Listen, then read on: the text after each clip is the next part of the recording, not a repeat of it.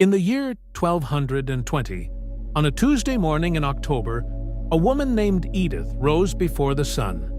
She had no alarm clock. She didn't need one. Her body had been waking at this hour since she could walk. She had no idea, of course, that this morning, every single detail of it had changed almost nothing in the previous 400 years, and precious little in the 100 years still to come. But here is what still puzzles historians, and what I want you to hold in your mind tonight. In a society so rigidly ordered, so completely without what we'd recognize as comfort or convenience or privacy, why were the people living through it not, by every account we have, consumed by misery? Why did some of them seem to find it, and there is no kind way to put this enough? We will get to that question, and the answer is stranger and more interesting than you might expect. But first, let's settle in. Before we settle in for the night, if you enjoy what we do here at Boring History, a like or subscribe genuinely helps us keep making these. And if you grew up hearing older family members talk about rural life, or remember a time before everything was quite so convenient, I'd especially love to hear your stories down below. Now dim the lights, maybe turn on a fan for that soft background hum, and let's ease into tonight's journey together. Chapter 2. The World They Woke Up in England 1200. Picture England in 1220. Not the England of London theatre tickets and motorway services and central heating. The other England, the one that ran on oxen and rainfall, and the smell of wood smoke so thick in winter it sat in your hair and clothes and lungs for months at a time. Most of England was not London. This matters more than almost anything else in understanding the medieval world. In 1220, London held perhaps 80,000 people, a significant city for its era, but still a fraction of England's total population of somewhere between 3 and 5 million souls. The vast majority of those people lived in villages exactly like Edith's, small, close-knit, and largely self-sufficient communities organized around land that everyone farmed together under an arrangement historians call the open field system. The village itself might hold 150 souls. Everyone knew everyone. Everyone owed obligations to someone above them. And here is the essential architecture of the medieval English world, because without it, nothing else makes sense. The Kingdom of England in the early 13th century was organized, some would say, organized to within an inch of its life under what historians call the feudal system. Though, as any scholar of the period will quickly point out, no one in medieval England called it that. They just called it the way things were.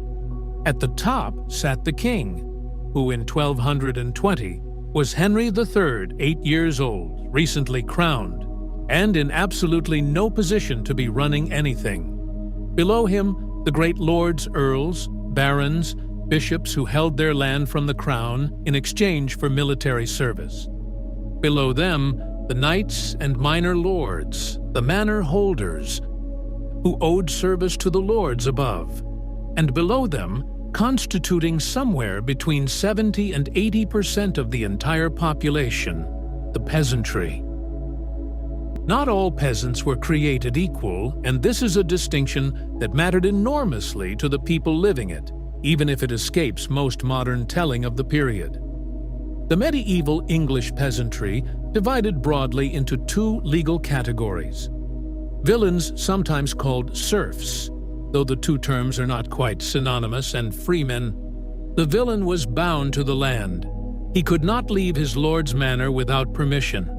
He could not sell his ox without permission. In some manors, he could not marry his daughter off without paying his lord a fine for the privilege. The freeman, by contrast, owed fixed rents and services, but was not bound to the land in the same way. He could, in theory, pick up and leave. In practice, where would he go? The next village over had its own lord, its own obligations, and very little interest in absorbing an outsider who brought nothing but a set of calloused hands and complicated legal questions. This is the world Edith woke into every morning. Not with resentment, or at least not primarily with resentment, though she had plenty of cause for it. Mostly she woke into it the way any of us wake into the world we were born to, as simply the given shape of things, the texture of existence, unremarkable as the cold. And here, at the very start of our evening, is where the story gets interesting, because we'll be following three people through one complete medieval day. Edith, a peasant woman in Lincolnshire. Thomas, a cloth merchant in the market town of Lincoln itself. And Lord Robert de Vescy, a minor baron holding a modest manor in Shropshire. 3 lives in the same kingdom, in roughly the same decade of the 1200s. 3 utterly different days. 3 lives separated by everything that the medieval world used to define human existence: birth, land, legal status, and God's apparent preference in the matter. We'll walk each of them through their day, from the first painful awareness of cold air at 4 in the morning to the moment they close their eyes again at night. But before we follow Edith out of her cottage into the dark October morning, we need to understand the physical world she was stepping into. And it was, and I want you to hold on to this, a world almost entirely defined by smell. Chapter 3. The smell of the Middle Ages, what no history book quite prepares you for. The smell hit you before anything else. This is not a minor point of local color to be mentioned politely and moved past. It is, if you are serious about understanding the medieval world, arguably the most important environmental fact of daily life for every person in it, regardless of whether they were breaking clods of earth in a field or presiding over a banquet in a great hall. The peasant cottage, and Edith's, was perfectly typical, was shared. Not just with her husband, her 3 surviving children, and a grandmother whose name nobody recorded for posterity. It was shared on the other side of a low timber partition, or sometimes with no partition at all, with the family's animals. The ox that pulled the plow, the cow, if they were fortunate enough to have one, the pig, which was less a pet than a walking larder, and the chickens, who had as chickens always have absolutely no respect for anyone's sleeping arrangements. Now, and here is the part where we need to be honest with ourselves, this arrangement was not quite as horrifying as it sounds to a modern nose. The animals provided warmth that the hearth alone could not. In a winter that could drop below freezing for weeks at a stretch, with a cottage whose walls were essentially wattle sticks plastered with a mixture of clay, dung, and straw, the body heat of a large animal was genuinely valuable, useful. Even if you were very cold and didn't think about it too hard, appreciated. The walls themselves were, by any modern standard of insulation, approximately decorative. Wattle and daub hazel sticks woven into a frame and plastered with a mixture of clay, animal dung, straw, and sand dried hard enough and kept out most of the rain most of the time. But wind found its way through every gap. Cold settled in through the packed earth floor. And the roof, thick thatching of wheat straw or reeds, several feet deep when newly done, was excellent at keeping out water and rather good at providing accommodation for several generations of mice, assorted insects, and the occasional sparrow. Congratulations, you've just described the accommodation situation for roughly 80% of the English population. But here is what these accounts almost always fail to convey. The people living in these spaces were not sitting around lamenting the condition of their walls. They were doing things, constantly, relentlessly, productively doing things, from before dawn until after dark, in a rhythm so deeply ingrained it would have felt as natural as breathing. And this is perhaps the second hook of tonight's journey, the fact that rewards you for staying past the opening. Because When you look closely at the evidence, the accounts, the court records, the household inventories, the poems, what you find is not a portrait of passive suffering. What you find is a portrait of almost superhuman productivity, dressed up in the clothing of ordinary life. Edith, for instance. Let us actually look at what she did between waking before dawn and going to sleep again after dark. Let us look at it precisely, because the precision is where the story lives. And then, after we've spent some time with her, we'll cross the town wall into Lincoln and find Thomas at his counting table, worrying about the wool fair. But first, that question from the opening. Why weren't these people consumed by misery? We're getting closer. But the answer starts somewhere unexpected, with how they understood time itself. Chapter 4. Before dawn. Rising in a world without clocks. Most people, if you ask them to imagine medieval timekeeping, will picture a church bell ringing the hours. And they are not wrong. But that gets us only partway there, because the bells were ringing the canonical hours, the 7 daily periods of prayer that the Church had inherited from Roman monastic practice, not the hours we mean when we look at a watch. The first canonical hour, matins, sounded in the deep middle of the night, sometimes as early as 2 or 3 in the morning. Prime rang at dawn, terce at mid-morning, sext at noon, none in the mid-afternoon, vespers at dusk, compline at nightfall.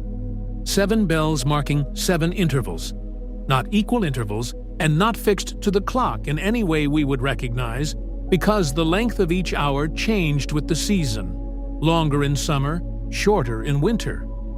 Edith did not need the church bell to tell her when to rise. Her body, and this is confirmed by the sleep science, which is interesting, operated on what researchers call a segmented sleep pattern. Something that, it turns out, was not peculiar to medieval people at all, but was probably the natural human sleep architecture before artificial lighting flattened it into a single block. She would have slept a first sleep from shortly after dark until perhaps midnight or 1 in the morning, then woken for an hour or two, sometimes praying, sometimes tending the fire, sometimes simply lying awake in what medieval sources call the watch. Then a second sleep until before dawn.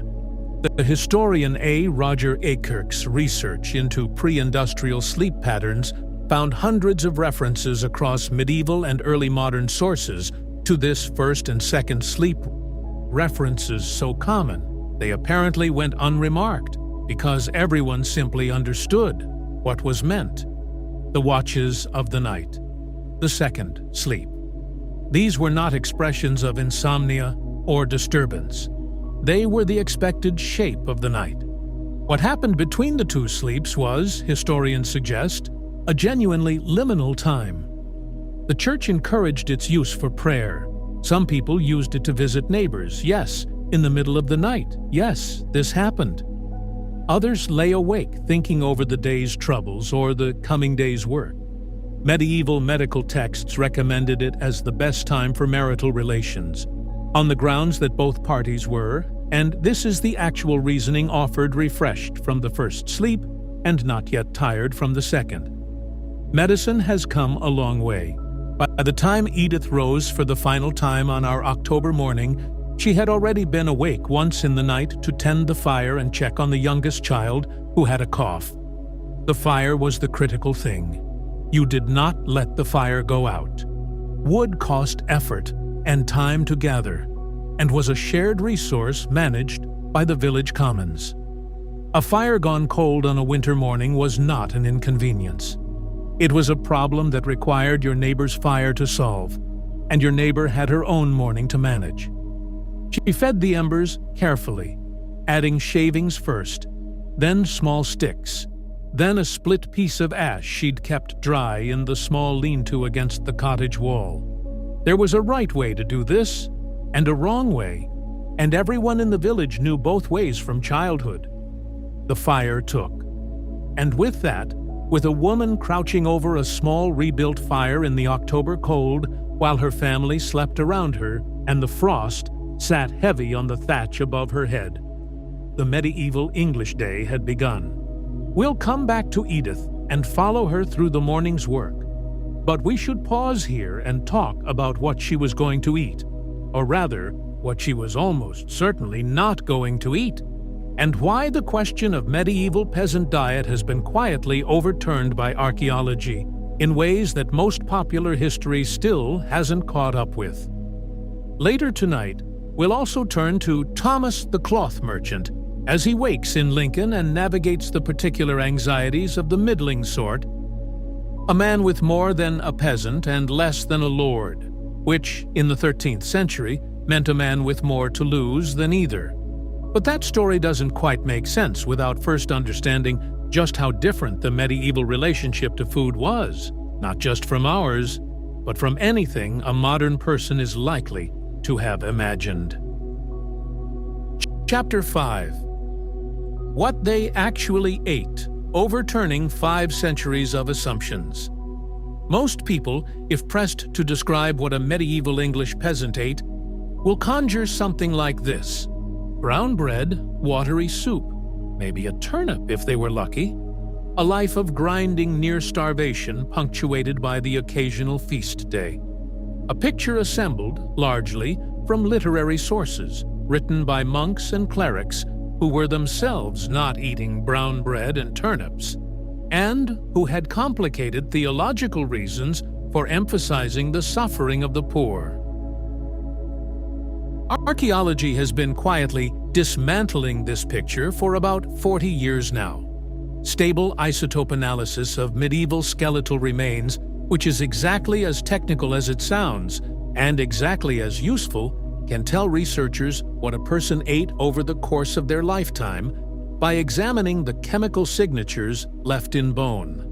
What it consistently shows, at least for English peasants of the high medieval period, is a diet more varied than the monastery accounts suggest. The pottage in Edith's pot was the foundation of her family's diet. Pottage from the Old French, though she wouldn't have called it anything so formal, was essentially a thick grain and vegetable stew, simmered for hours or sometimes days in the single clay pot that was, along with the hearth itself, the family's most important piece of kitchen equipment. It was not glamorous, but it was not the miserable near gruel of popular imagination either. Into the pot, over the course of a year, might go peas, beans, lentils, oats, barley, leeks, onions, cabbages, turnips, parsnips, and wild greens gathered from the hedgerows and common land, garlic, dried herbs. In season, eggs from the chickens. On fortunate days, a piece of salt pork or a bit of bacon from the pig, because the pig was not slaughtered casually.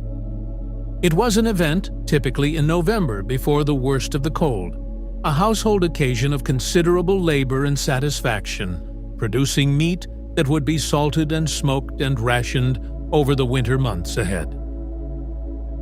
Fish appeared in the diet more regularly than many accounts suggest, not ocean fish for an inland village, but river and pond fish, eels particularly, which were abundant in English waterways and which appeared on peasant tables as commonly as on lords.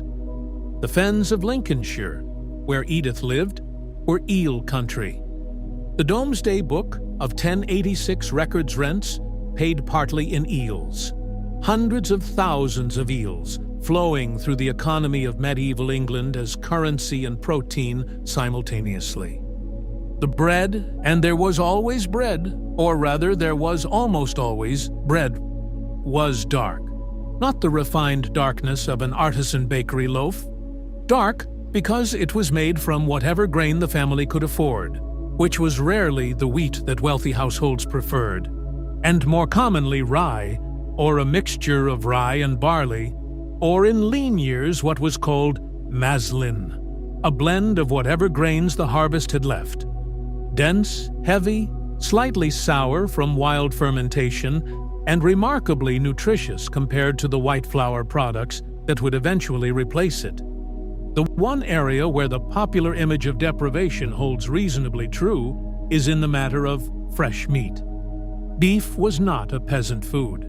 Cattle were working animals far too valuable to eat, except when age or injury made them useless for labor.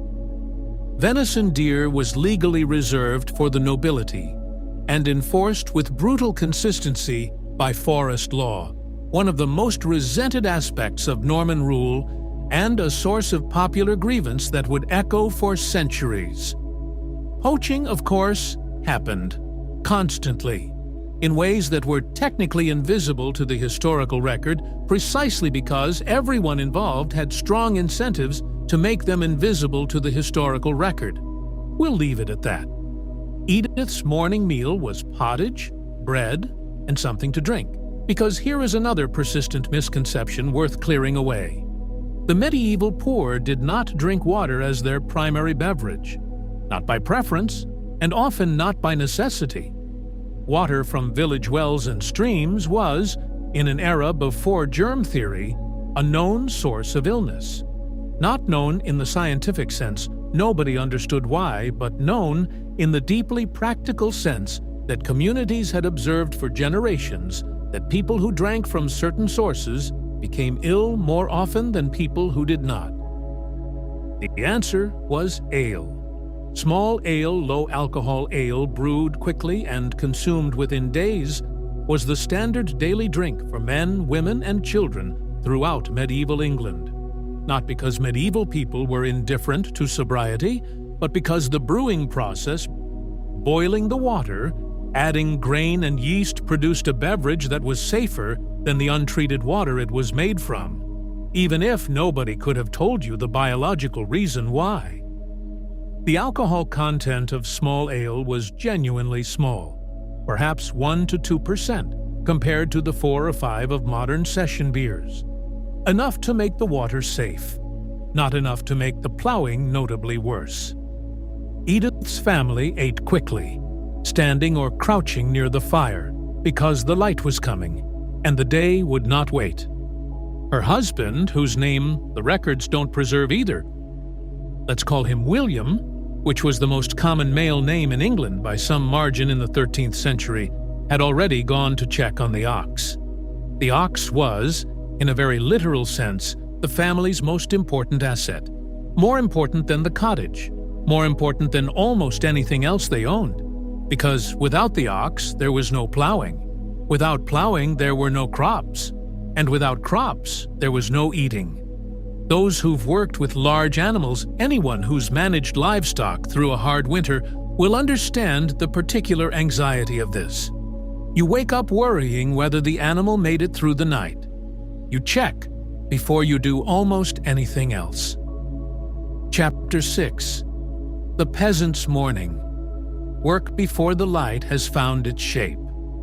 250 million working hours, that is, very roughly, the annual agricultural labor budget of medieval England, the sheer accumulated human effort that kept the grain growing, the animals fed, the strips plowed, the fens drained, the hedges cut, and the endless small urgent repairs of rural life attended to. And the largest single portion of it happened in the hours between sunrise and midday, on the heaviest work of the farming year, the autumn plowing. The medieval plow was not a simple tool. The heavy-wheeled plow that had come to dominate English farming by the 13th century, an iron-shod, coulter-fitted, mold-board-equipped implement, was among the most sophisticated agricultural technologies in the medieval world. It required 2 to 8 oxen to pull it, depending on soil conditions, which is why plowing was often a communal enterprise. Neighbors yoked their animals together.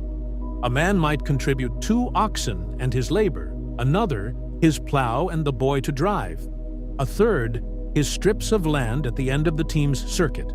The whole thing worked on an intricate web of mutual obligation that looked nothing like our modern idea of individual economic exchange and everything like what people who lived through the Depression understood as community survival. William would have plowed perhaps half an acre on a good October morning, a figure that sounds unimpressive until you consider he was doing it with animals who had also been working since before dawn, through cold that stiffened every joint, turning soil whose consistency could range from the workable sandy loam of Lincolnshire at its best to a claggy, foot-clinging clay that tried to eat your shoes with every step. 1 acre per day was considered a reasonable target for a full team in good conditions.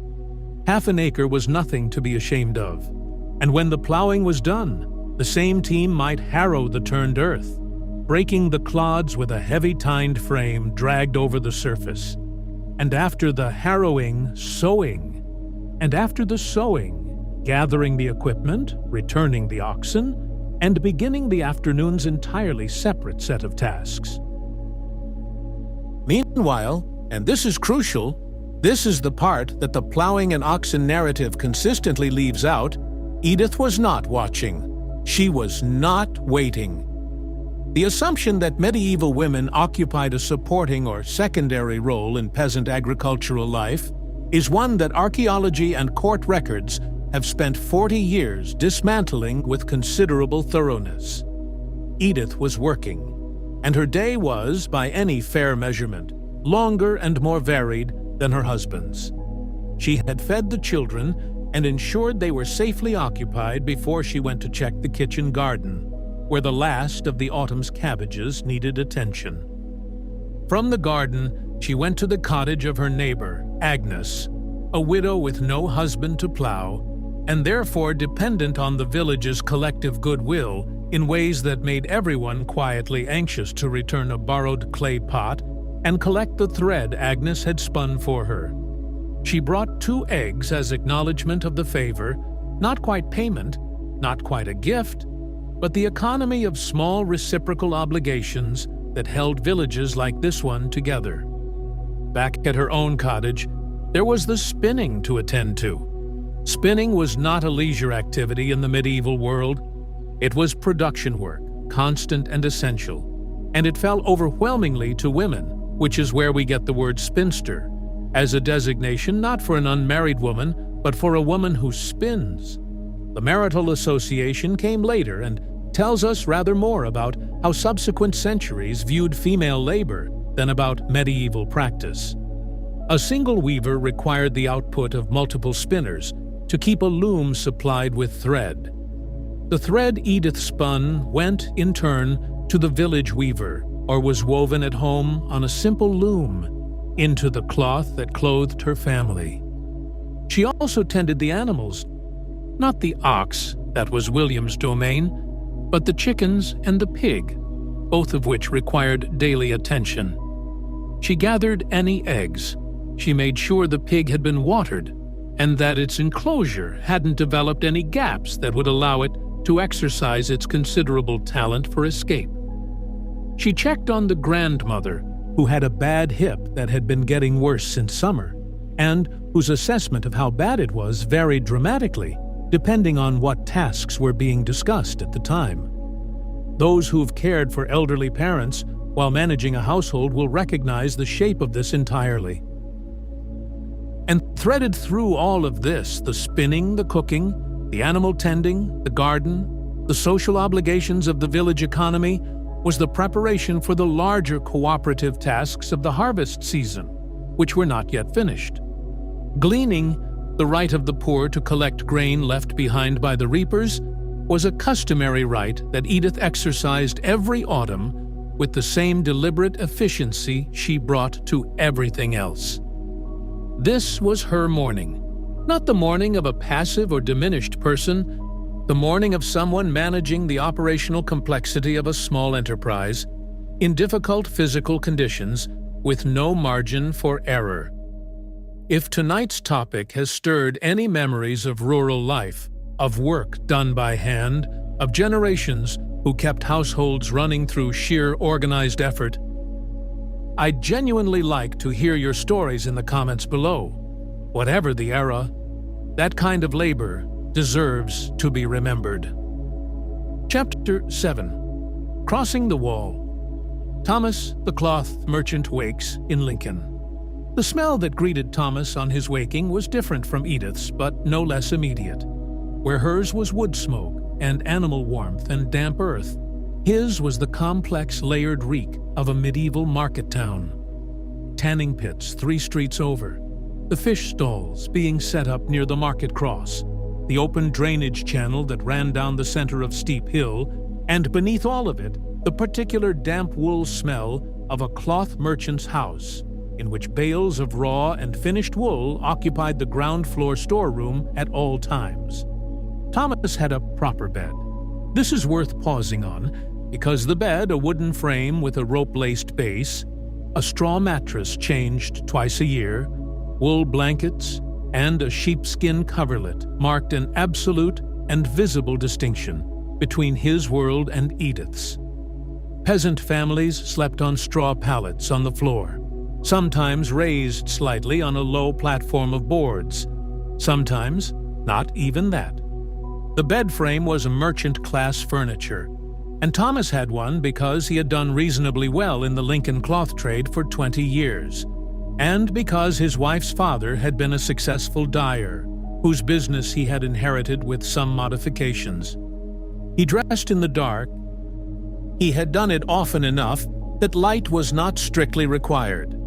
The merchant's dress code in 13th century England was a serious matter, governed by a combination of guild expectations, sumptuary legislation, and the deeply practical awareness that in a world where you could not hand someone a business card, the clothes you wore in the street were your primary signal to potential partners and customers of your status and reliability.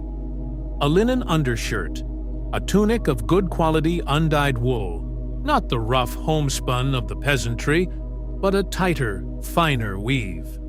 A surcoat of better wool still, in a dark blue that his wife had selected specifically because it communicated prosperous restraint, without tipping into the territory of the nobility, which would have been presumptuous and potentially actionable under the sumptuary laws.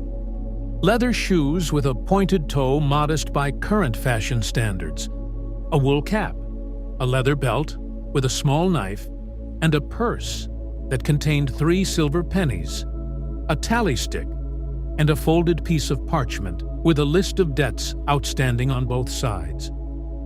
3 silver pennies. In a world where a day's agricultural labor earned a penny and a half, Thomas's daily carrying money represented 2 days' wages for a field worker. This was not, for a man who dealt in wool cloth by the bolt, a large sum, but it was the kind of sum that could get you a warm meal, settle a small outstanding debt, or, depending on your circumstances and the current price of rye, the difference between a family making it through February or not. Thomas understood money in a way that most of his contemporaries did not, which is to say, he thought about it almost constantly and slept somewhat badly as a result. The merchant class of medieval England occupied one of history's more uncomfortable social positions. They were, by any practical measure, often wealthier than minor knights. They lived better than most of the nobility below the baronial level, at least in terms of diet and domestic comfort. And yet, the social hierarchy placed them firmly below the landholding classes, regardless of their bank balance.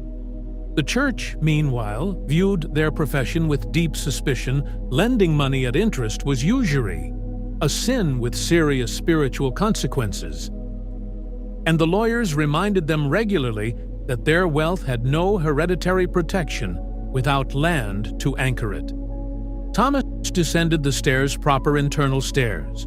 Another mark of his station to the ground floor storeroom, inspected the wool bales with the automatic professional eye of a man who had been grading wool quality for 2 decades, calculated quickly whether the shipment promised from a Lincolnshire abbey would arrive before the fair in 3 weeks, decided it would not, and felt the familiar cold weight of that particular problem settle somewhere around his sternum.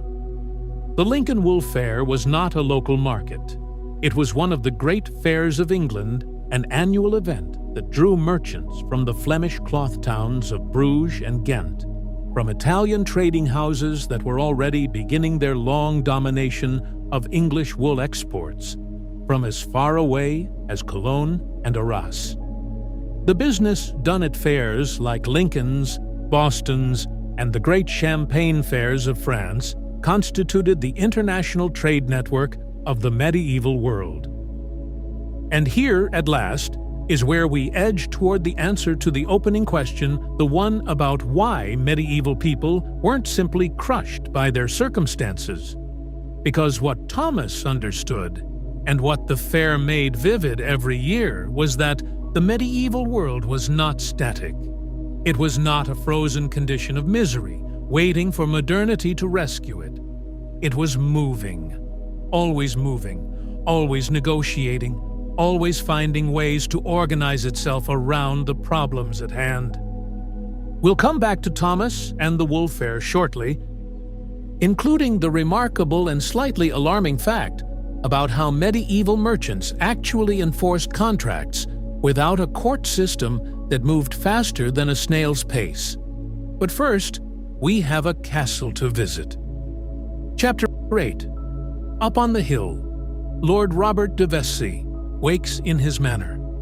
The misconception most people carry about medieval lords is that they were idle, that the nobility of England spent their time in a comfortable haze of banquets and hawking and occasional decorative warfare, while everyone else did the actual work. This image has been cultivated by a combination of romantic literature, Victorian moralizing, and an understandable human instinct to make the powerful seem ridiculous. Lord Robert de Vescy, a minor baron holding 3 manors in Shropshire from the Earl of Chester, owing military service for 5 knights, was not idle. He was, on this particular October morning, already thinking about the audit. The audit of his estates happened twice a year, and the Michaelmas accounting the great autumn reckoning that fell around the 29th of September had just concluded. What it showed, in the tightly written Latin columns of his steward's rolls, was that his hay yield at the home manor was down 1/6 from last year, that the mill at the second manor needed a new millstone that was going to cost money he did not especially have, and that 3 villains on the third estate had died of a fever over the summer, which meant 3 fewer labor service obligations being fulfilled and 3 holdings that needed to be reassigned before winter. Lord Robert ran a small administrative operation by the standards of the great baronial houses, but a sophisticated one by most other measures. He employed a steward, a man called Geoffrey, formerly a clerk, with a quantity of Latin that Robert himself had never fully acquired, who managed the estate accounts, supervised the reeves on each manor, adjudicated the petty disputes of the manorial court, and generally kept the whole enterprise from unraveling into chaos. He employed a chaplain who handled the chapel, said prayers for the family, tutored the 2 surviving children, and occasionally helped Geoffrey with correspondence when the volume of letters warranted it. He employed a cook, a groom for the horses, 3 household servants, and a young man called Hugh, who functioned as a combination of bodyguard, riding companion, and general-purpose person to have around. He rose before full light and attended the chapel for prime, the dawn prayer, which was not optional. This is another persistent misapprehension worth clearing away. The medieval aristocracy's religious observance was not performance. It was not a cynical display of piety for the benefit of the peasants and the bishop.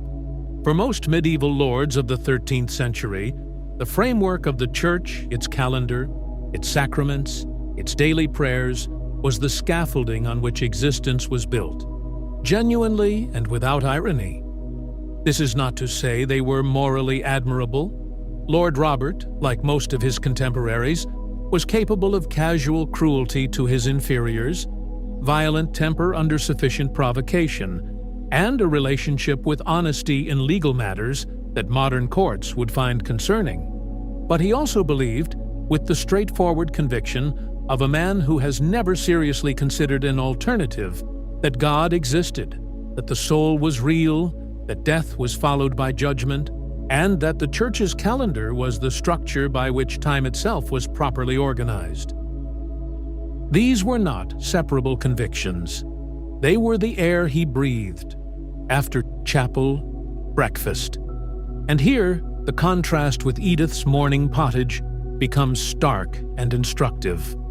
Lord Robert's table offered white bread, not the dark rye barley maslin of the peasant household, but bread made from sifted wheat flour, pale and soft, a product that required better grain, more milling, and considerably more effort. It offered salt fish, probably herring, which arrived salted from the East Coast ports, and possibly a small dish of hard cheese and ale from the Manor's own brew. This was, by the standards of his rank, a modest and practical breakfast rather than a feast. The great meals of the baronial world happened in the evening. The salt cellar, incidentally, was not a decorative affectation. Salt was among the most strategically important commodities in the medieval world. Its role in food preservation was absolute, its supply chain complex, and its cost sufficient that its placement on the table carried genuine social meaning. To sit above the salt, closer to the Lord, was to be acknowledged as a person of standing.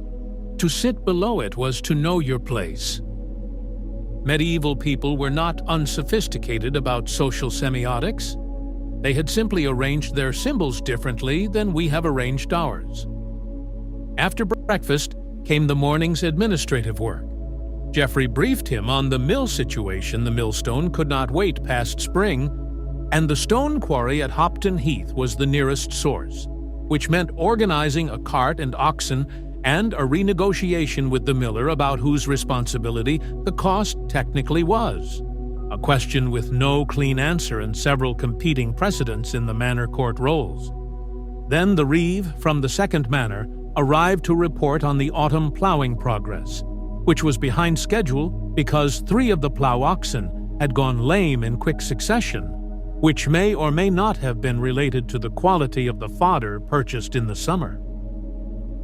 Lord Robert listened to all of this with the trained patience of a man who had spent 20 years being told about problems and was not noticeably surprised by any of them. The morning's last business was military, not a battle, not even a skirmish. Something considerably more tedious, a review of the equipment and readiness of the 5 nights' service he owed the Earl of Chester, which meant, in practice, checking whether Hugh's horse had recovered from its thrown shoe, reminding himself that he needed to find a replacement for the mail halberd that a nephew had borrowed 2 years ago and not returned, and calculating whether the royal summons currently circulating through the Midlands, something to do with the Welsh border situation, was likely to require his actual physical presence with armed men, or whether it would resolve itself into a financial contribution instead. Medieval military obligation was, in practice, an exercise in financial negotiation as much as martial preparation. The king could call his lords to arms, and the lords could call their knights, and the knights could call their men-at-arms. But every step of this chain involved argument, substitution, and the payment of scutage, a tax paid in lieu of personal military service, which both parties often found more convenient than actual fighting. Spoiler, it was usually more convenient than actual fighting. What strikes us, looking at Lord Robert's morning, is how relentlessly practical it was. Not leisured, not ceremonial for its own sake. The great hall, the household, the accounts, the military preparation, the chapel, all of it served a function that Robert understood clearly: the maintenance of a position that could be lost. This is perhaps the first hint of an answer to the opening mystery. We asked why medieval people, across all these levels of society, were not simply consumed by the awareness of how precarious their lives were. And Lord Robert's morning offers one part of the answer, because they were too busy managing the precariousness to dwell on it philosophically. The precariousness was the work. The work was the life. We'll come back to the fuller answer later, and it will require us to spend some time inside the medieval relationship with the church and with time itself. But first, we need to catch up with all three of our subjects at the moment of the medieval day that everyone, peasant, merchant, and baron alike, shared. Chapter 9. Terce and Sext. How the church bell organized the medieval world. Mid-morning. The bell for Terce had rung the third hour of the canonical day, falling somewhere between 8 and 9 in the morning depending on the season. And across the county of Lincolnshire, something happened that would have seemed entirely unremarkable to every person experiencing it, and is, to modern eyes, genuinely remarkable. Life paused, briefly, for God. Not a long pause. Not everyone dropped their tools and knelt in the mud, though in some contexts and communities they did. But there was an acknowledgement, a crossing of oneself, a brief mental reference to the prayer appropriate to the hour learned from childhood and known as thoroughly as Edith knew how to rebuild a fire or William knew how to read the soil. This is, historically, one of the most important and underappreciated facts about medieval English life. The church did not merely govern Sunday mornings and the calendar of feast days, it governed the structure of every single day. The hours of prayer, matins, lauds, prime, terce, sext, none, vespers, compline, were not monastery-specific rituals that the peasantry vaguely knew about. They were the framework through which time itself was experienced by everyone, literate or not, devout or merely habitual. The modern experience of time is almost entirely clock-driven. We know abstractly that 3 o'clock in the afternoon means the same thing in January and July, even though it feels entirely different. Medieval time was seasonal in a way that is difficult to fully reconstruct. The canonical hours were calculated from sunrise, which meant that in December, prime fell quite late in the morning by our reckoning, and the intervals between the hours were short. In June, prime came very early, and the hours stretched long through the endless summer day. Time, in other words, breathed with the seasons. It expanded and contracted around the sun. And this was not felt as an inconvenience or an imprecision. It was felt as the natural and correct order of things the universe arranged as God had evidently intended it. Many Norman churches have, scratched into their south-facing stone walls, what are called mass dials or scratch dials, primitive sundials scratched directly into the stonework, with a small hole for a gnomon pin and radiating lines indicating the canonical hours. Not the 24 equal hours of a clock face, but the unequal hours of the church's reckoning. Researchers have found hundreds of them on English churches, some worn almost to invisibility by 7 or 8 centuries of weather. They are small and easy to overlook, and they are among the most direct material witnesses we have to the way time was actually perceived and organized in medieval England. Every villager who walked past their church on a clear day could glance at the scratch dial and know, roughly, where they were in the day's arc. Not to the minute, to the prayer hour, which was, for their purposes, quite sufficient. Thomas, meanwhile, had reached mid-morning at his counting table and was wrestling with a problem that no amount of canonical prayer was going to resolve: the question of credit. Specifically, the question of how to extend it, recover it, and not be destroyed by either process. The medieval merchant economy ran on credit to a degree that would not be unfamiliar to a modern banker, but operated without the legal infrastructure that modern credit depends upon. There were no banks in the modern sense, though the Italian merchant houses of the Bardi and Peruzzi were beginning to construct something that would eventually become one. There were no secured loans with court-enforced collateral in any straightforward sense. What there were instead were tallies, sealed letters, pledges of future fair delivery, and the reputational economy of the merchant community. The tally stick was the merchant's primary record-keeping tool for debts. A hazel stick was notched to record an amount different-sized cuts representing different values and then split lengthways down the middle. The creditor kept one half, the debtor the other. To verify a debt, you matched the two halves. The notches had to align perfectly, which prevented alteration by either party. Simple, elegant, and remarkably resistant to fraud. They would remain in use by the English Exchequer until 1826, at which point someone decided to burn the accumulated centuries of them in the furnaces beneath the Houses of Parliament, thereby accidentally setting fire to the building and burning it to the ground. Which is, in a roundabout way, why the current Houses of Parliament look the way they do.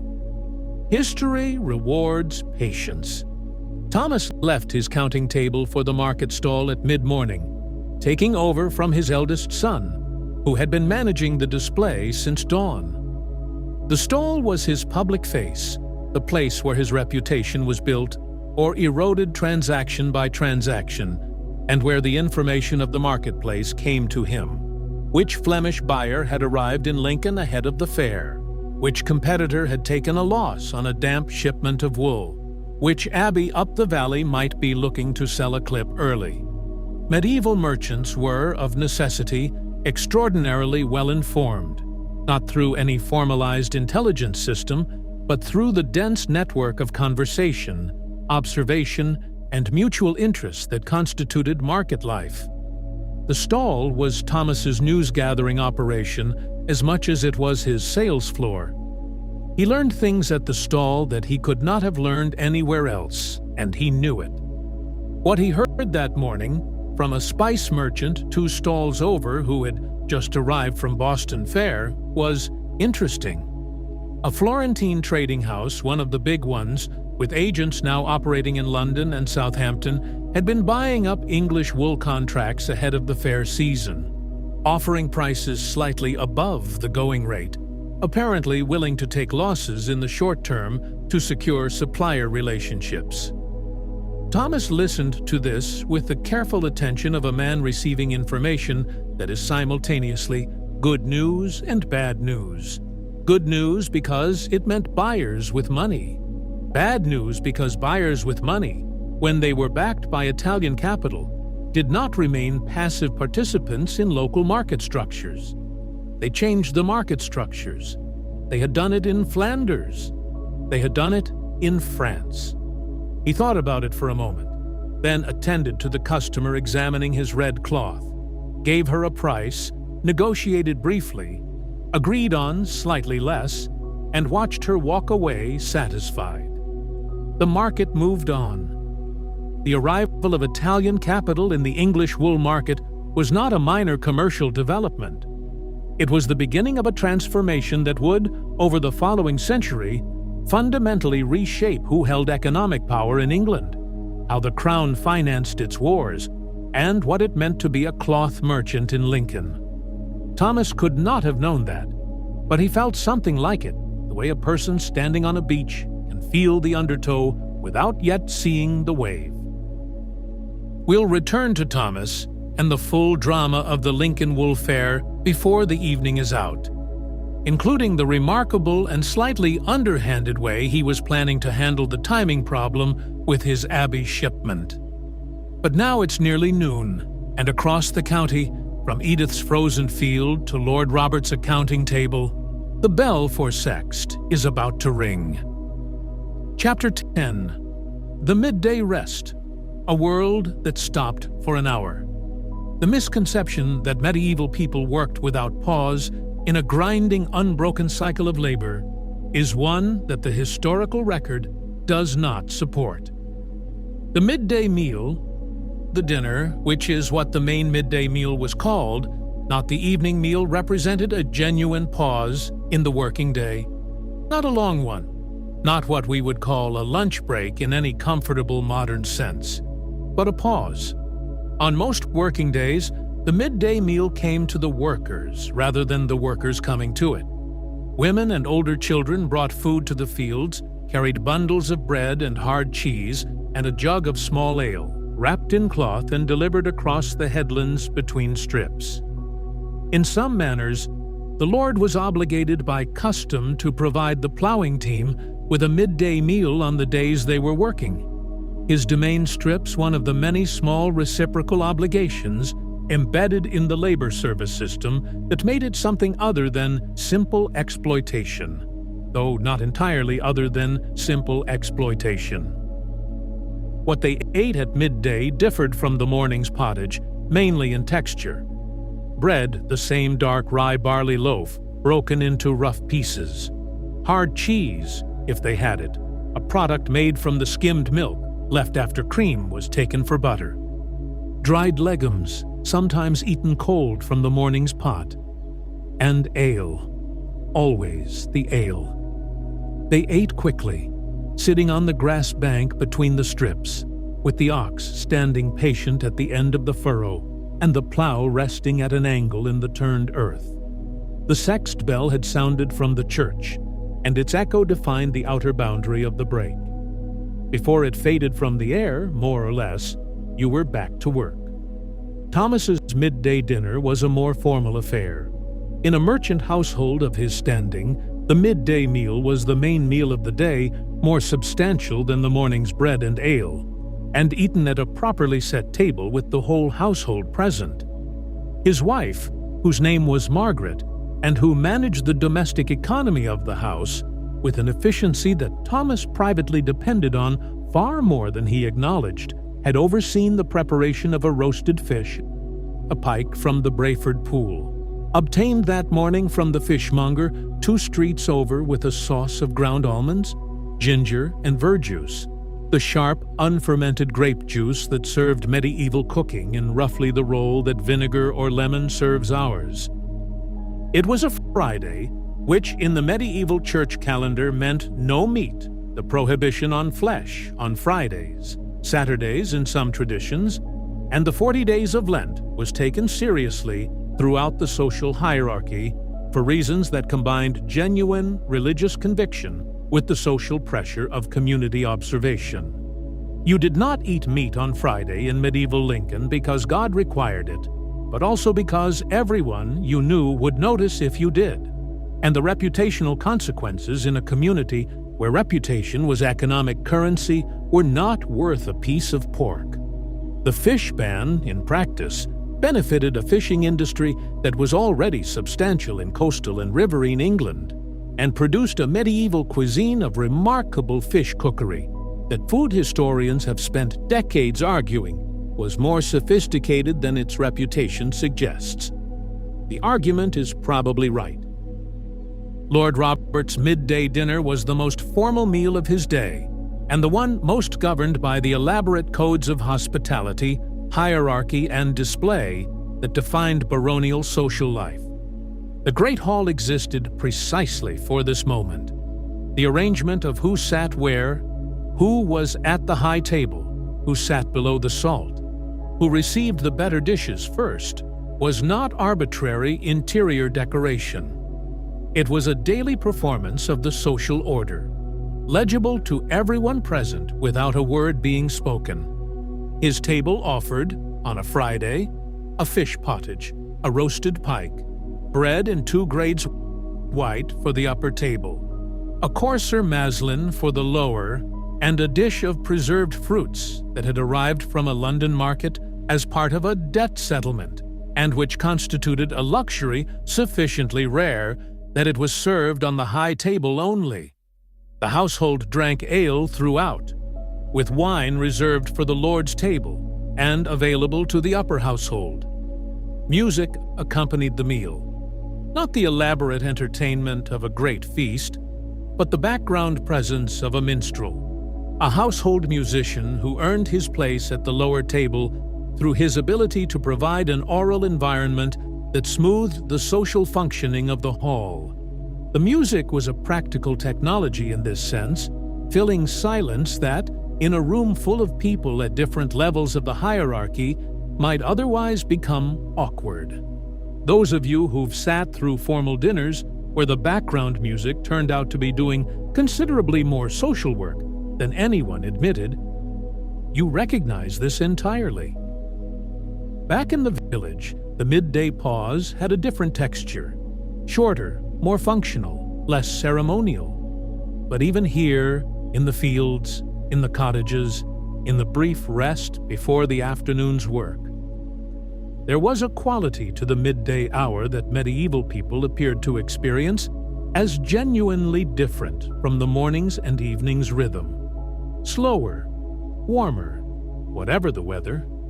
The middle of the day had a quality of being held, briefly, outside the urgency of time. This may be the most important observation in our evening's journey, and it connects directly to the mystery we posed at the beginning. Remember that question, why weren't these people crushed? Why did their lives contain something that, by every account we have, included moments of pleasure, contentment, meaning, and even genuine rest? We are very nearly at the answer, but to reach it fully, we need to spend some time in the afternoon. Because the afternoon is when the medieval day became itself most completely. Chapter 11. The Long Afternoon. What medieval people did when the morning work was done. The afternoon began with a return to the morning's work, and in this way medieval time had a symmetry that modern life has largely abandoned. You returned to what you had left. The furrow was where you had set the plow down. The thread was where you had stopped the spindle. The accounts were where the quill had dried.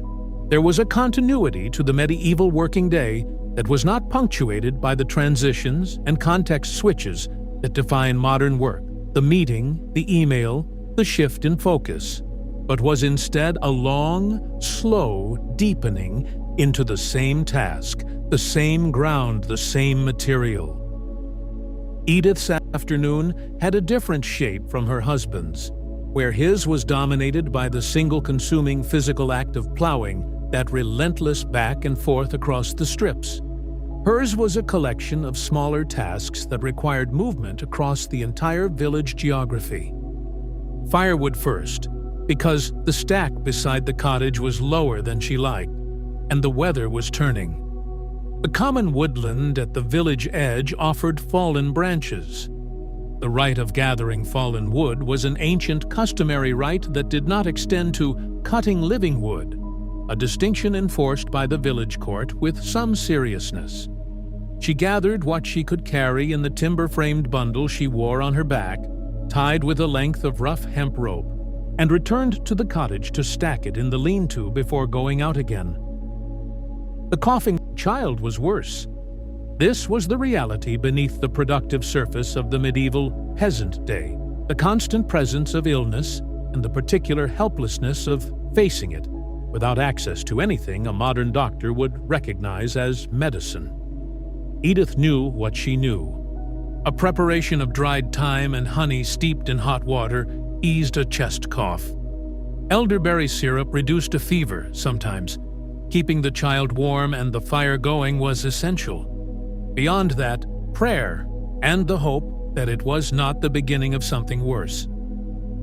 Medieval medical knowledge was neither entirely useless nor remotely adequate.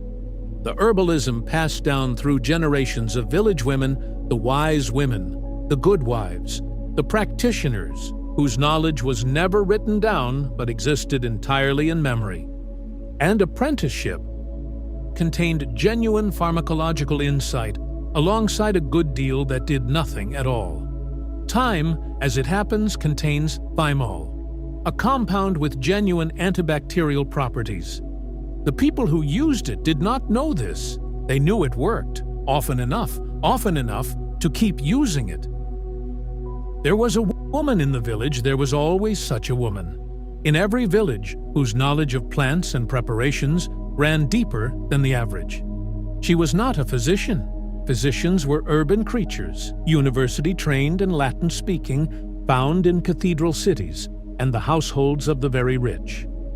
She was something older, and in some ways more practical, the accumulated memory of what had worked before and what had not, distilled into a living human being who charged nothing for her knowledge, but expected to be acknowledged, helped, and not forgotten when her own needs arose. Edith had already sent her eldest daughter to this woman that morning. The time preparation was the result. The afternoon held one more obligation before the light began to fail. The gleaning. The harvest had ended several weeks before, but the gleaning period, during which the poor of the village had the customary right to collect the grain left behind by the reapers. What had fallen between the sheaves, what remained at the corners the scythe had missed, extended for some weeks after the main harvest, and Edith was not a woman to leave grain on the ground. She took her youngest child on her hip and a basket over her arm and went to the north field, where the stubble had been cut lowest and the pickings were thinnest, but also, since most of the other gleaners were working the south field, the least contested. Gleaning was not charity. It was law, ancient customary law, older than any statute, grounded in what the Bible itself described as the obligation of the harvester to leave something for the poor. In England, it was backed by manorial custom and enforced by social expectation. The Lord's Reeve, who tried to prevent legitimate gleaning, would face a community that had very long memories and considerable capacity for organized passive resistance. It was also not without hierarchy. The gleaning rights of established village families, women like Edith, born in the village, with acknowledged status, ran ahead of the rights of wandering poor, strangers, or people without village standing. The medieval world was organized in layers of obligation and entitlement, all the way down to the question of who got to pick fallen grain from a cold field in October. Thomas had spent the afternoon in the warehouse district near the Brayford Pool, where the waterway that connected Lincoln to the Fosdyke and thence to the River Trent allowed goods to move into and out of the city by boat. This was the unglamorous reality of the cloth trade, not the market stall conversation with its social texture and information exchange, but the dim, lantern-lit work of assessing physical goods in a cold building that smelled of raw wool and river damp. The wool had arrived from a grange of Kirkstead Abbey, late, as he'd feared, but not so late as to be catastrophic. He pressed his fingers into the fleece with the automatic expertise of a man who had been grading wool for 20 years and could tell you in 30 seconds what a bale was worth and whether it had been stored damp. This particular bale was acceptable. The next two were good. The fourth had a problem in the lower half that was going to require a conversation with the Abbey's cellarer. English wool in the 13th century was the finest in Europe. This was not domestic pride speaking. It was the considered commercial opinion of Flemish and Italian buyers who based their entire business model on obtaining it, and who paid prices that make the economics of the medieval English wool trade genuinely startling. The fleeces from certain Cistercian abbeys in Yorkshire and Lincolnshire, Rievaulx, Fountains Kirkstead, were rated so highly in the Italian wool schedules of the period that they commanded premiums over standard English wool of 30% or more. The monks had developed, through generations of careful sheep management and selective breeding, something that the Italian merchants who descended on the English fairs each year frankly could not get anywhere else. The abbeys knew this. The merchants knew this. The negotiations that resulted were conducted with the mutual awareness of people who understand exactly what each party needs from the other, and behave accordingly. Lord Robert's afternoon was the afternoon that most people, hearing the phrase medieval nobleman, tend to imagine. He went hawking. But the hawking deserves a closer look than it usually gets, because it was not what it appears to be from the outside.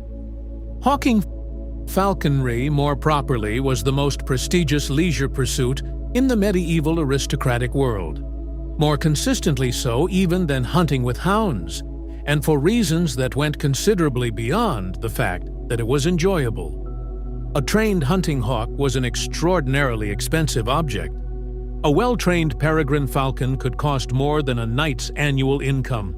Maintaining one required a specialist, the falconer, a household officer of genuine skill, and the ongoing expense of feeding, housing, training, and the complex veterinary knowledge that kept the bird in hunting condition. Lord Robert's peregrine was named, in the fashion of the time, after a virtue she notably failed to embody: patience.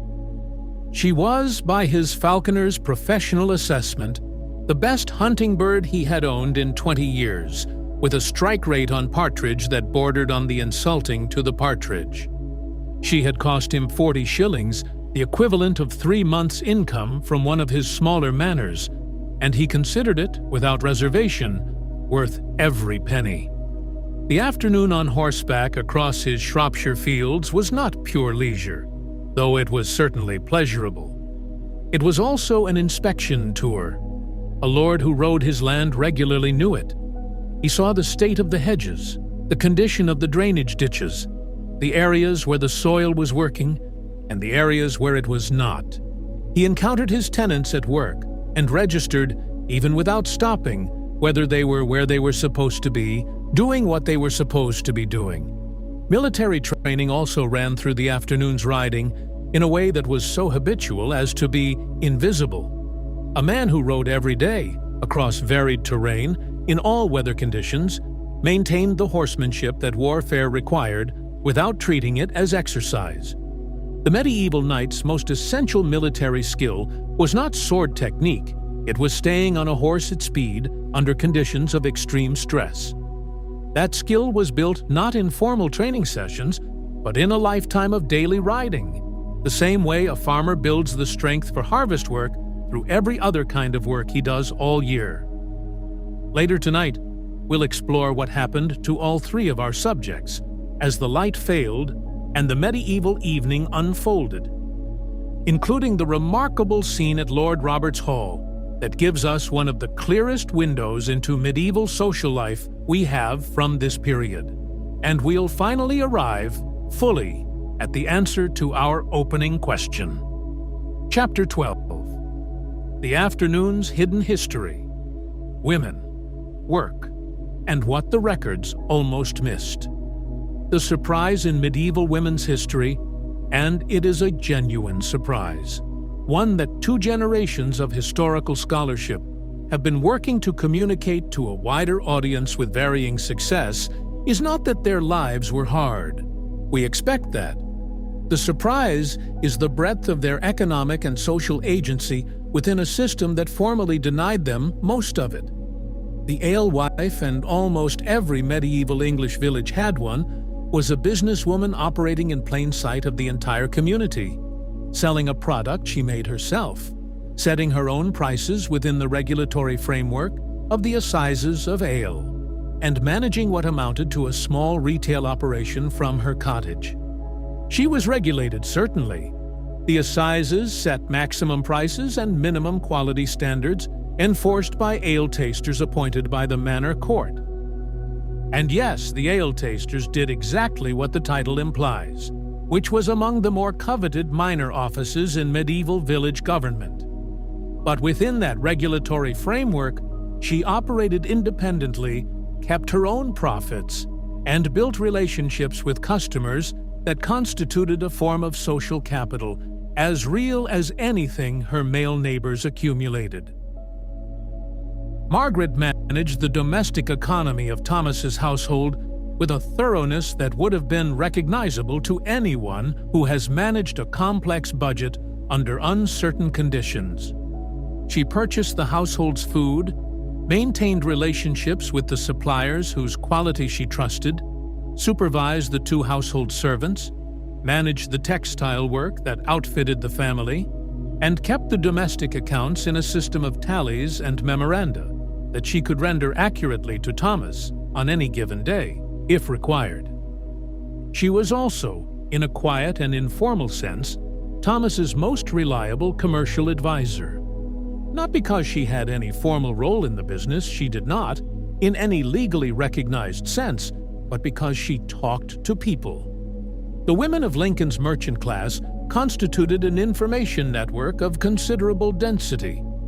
What Margaret heard at the market, at the church door, in the social calls of an afternoon, often arrived at Thomas's ear before anything the formal commercial networks could deliver.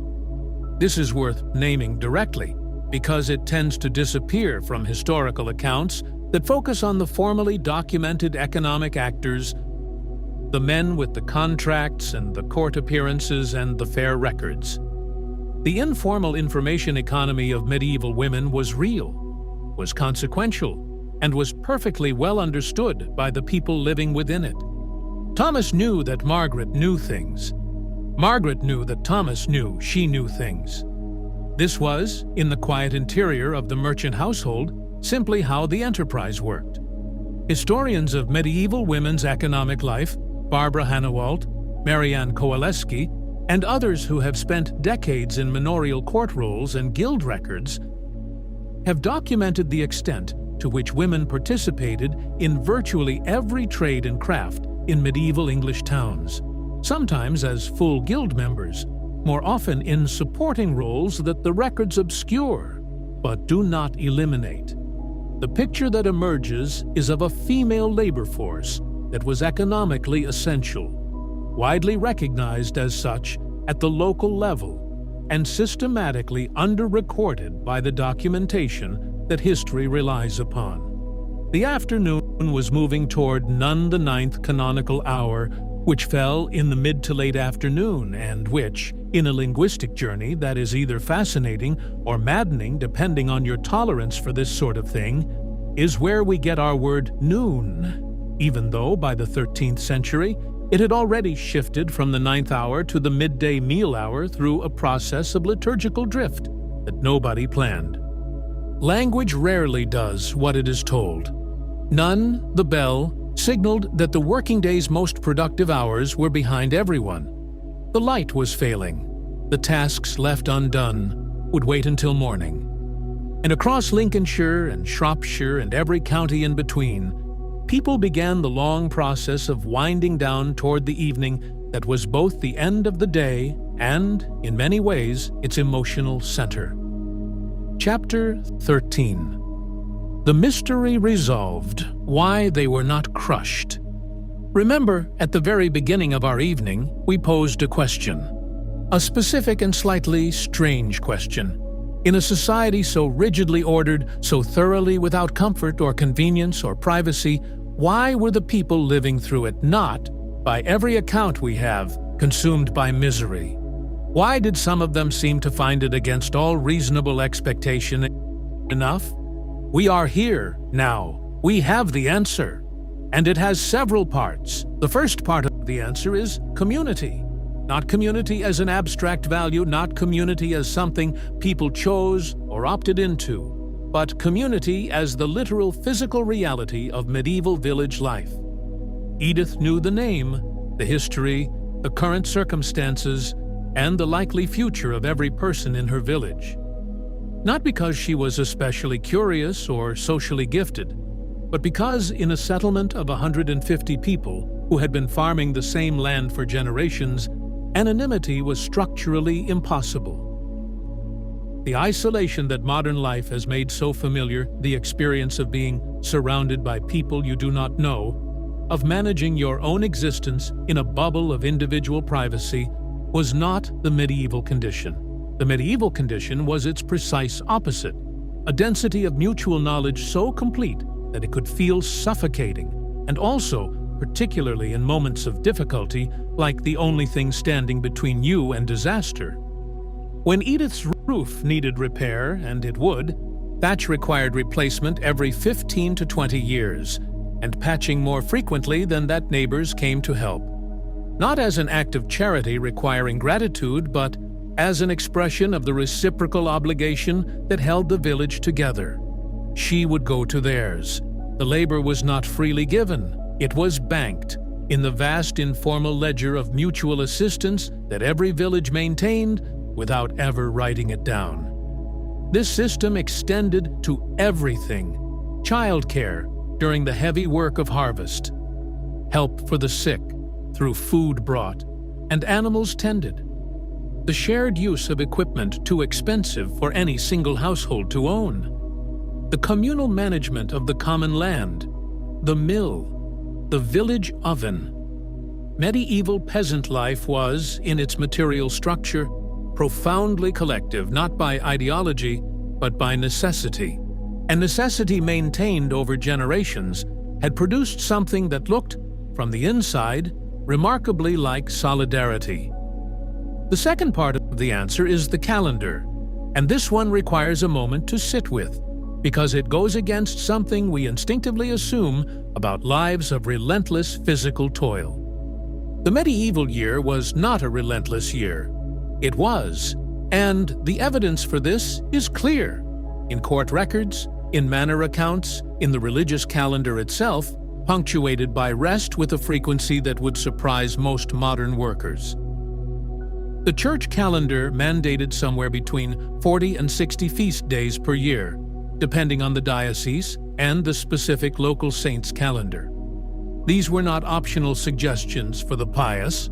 They were mandatory days off work days on which villeins were not required to perform labor services for their lord, on which the market would be held, and on which the community gathered first at the church and then at the alehouse, the common, or the hall, depending on the season and the feast. 40 to 60 days, plus Sundays. Added up, between Sundays and feast days, the medieval peasant had, on paper, approximately 1 day in 3 free from mandatory labor service. In practice, of course, there was always something to do: animals to feed, bread to bake, repairs to make, the relentless small maintenance of subsistence life. Rest was never absolute, but the rhythm of the year was genuinely interrupted by celebration, by worship, by community, and by the specific pleasures of not being in a field. Those who grew up in communities with strong traditions of shared celebration, church socials, harvest festivals, community days, will recognize something of this rhythm: the feeling of a day that belongs to everyone at once, the particular ease of being in the same place as all the people you know, doing nothing in particular, together.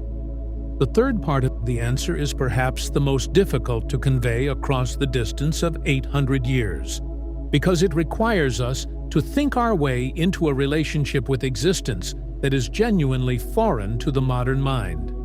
The medieval person's relationship with hardship was not one of endurance waiting for relief. It was one of meaning, suffering, in the medieval theological framework that everyone from Edith to Lord Robert to Thomas inhabited without question was not meaningless. It was not simply the random cruelty of an indifferent universe.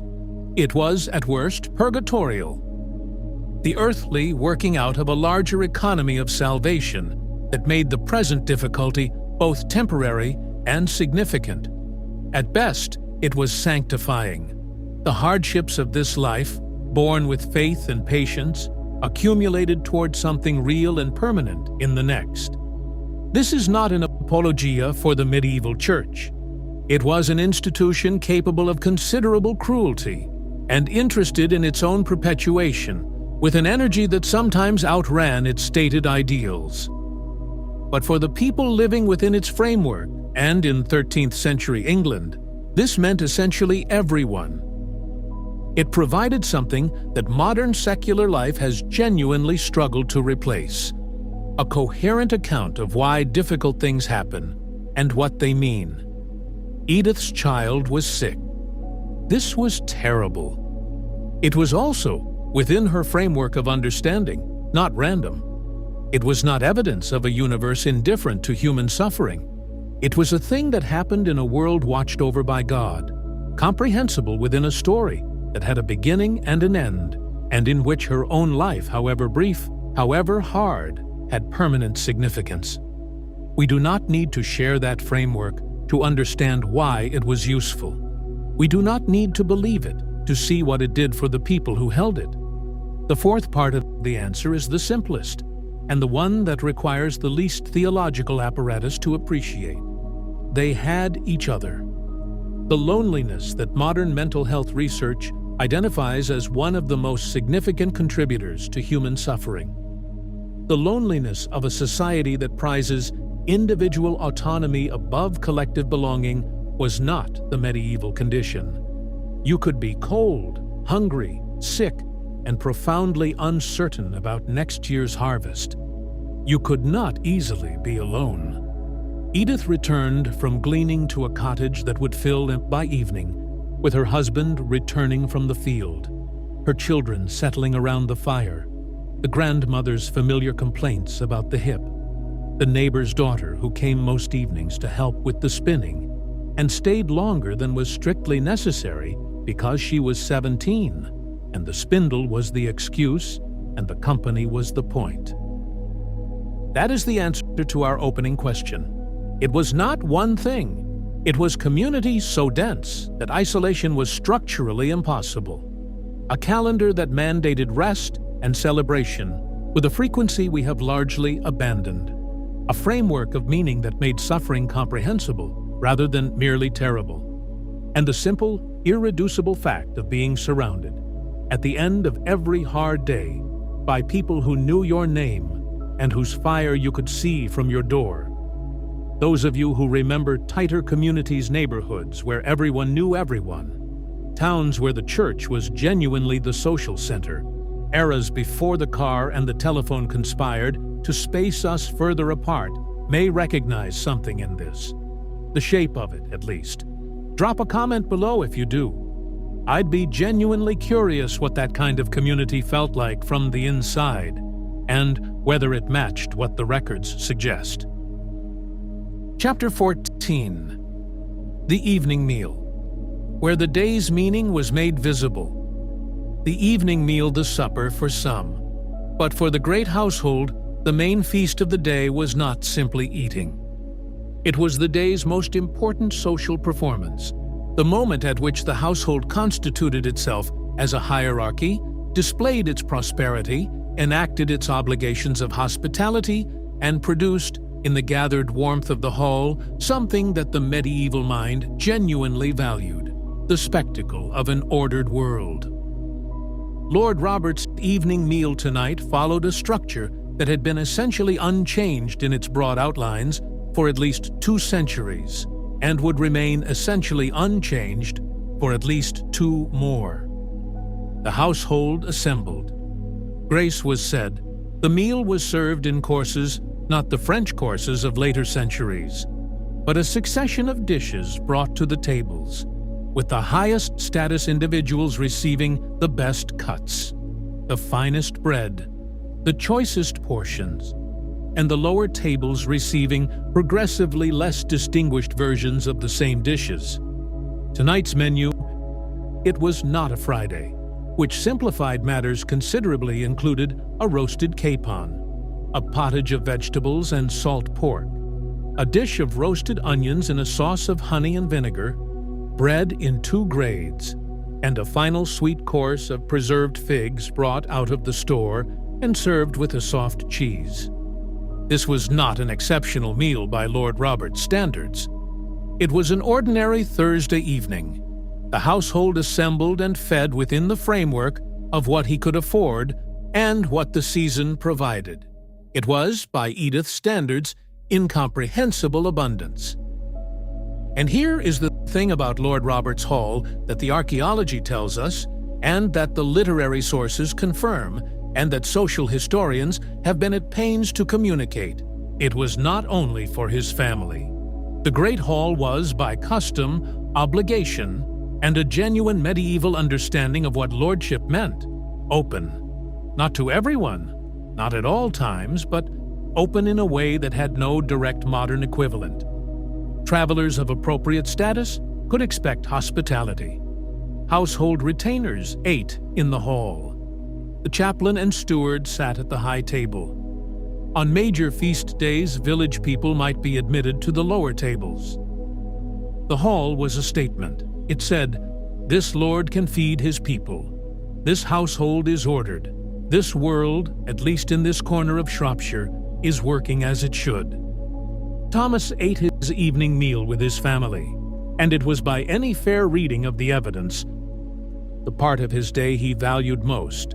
Not because he was a sentimental man particularly, but because the merchant's life was a life of exposure to risk, conducted largely among people whose interests were not his own, in a world where reputation was fragile and a single bad season could undo years of careful accumulation. The table, the family, the candlelit room with its familiar faces was what the risk was for.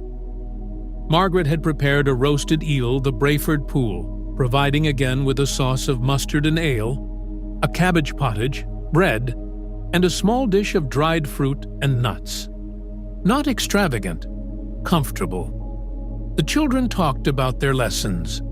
The elder son reported a piece of market gossip he'd overheard at the stall that Thomas already knew but listened to anyway, because the boy was learning to notice things, and that was valuable. Chapter 15. After Dark. The Medieval Night and what it contained. The dark came down fast in October. Not the attenuated, light-polluted dark of a modern English village, where the orange glow of the nearest town colors the horizon and the streetlights of the next settlement are visible on any clear night. The dark of medieval England was a different substance, entirely deep, absolute, and almost total, broken only by firelight, candle flame, and the stars, which, in a sky free of any competing light source, were, by every account that survives from people who saw them, staggering. This matters more than it might seem, because darkness governed medieval nightlife with an authority that no social convention required and no law needed to enforce. You did not wander the village lane at midnight for the same reason you do not walk into a river you cannot see the bottom of, because the consequences of misjudging it were serious and the benefits minimal. After dark, the world contracted to the radius of your fire, and within that radius, medieval people did things that darkness and proximity and the long hours of the night encouraged. They talked, they told stories, they repaired small items by feel and by the limited light of a tallow candle mending harness, sharpening tools, spinning thread by feel in the dark, a skill that takes years to develop and that Edith had had since she was a girl. They prayed. They argued sometimes. They laughed, more often than the historiography tends to suggest. The storytelling tradition of medieval England was not a formal entertainment reserved for bardic performance or aristocratic leisure. It was the ordinary evening occupation of ordinary people, conducted around ordinary fires. The stories were not all literary romances of Arthurian knights and courtly love. Those existed, certainly, and filtered down into popular culture in modified forms.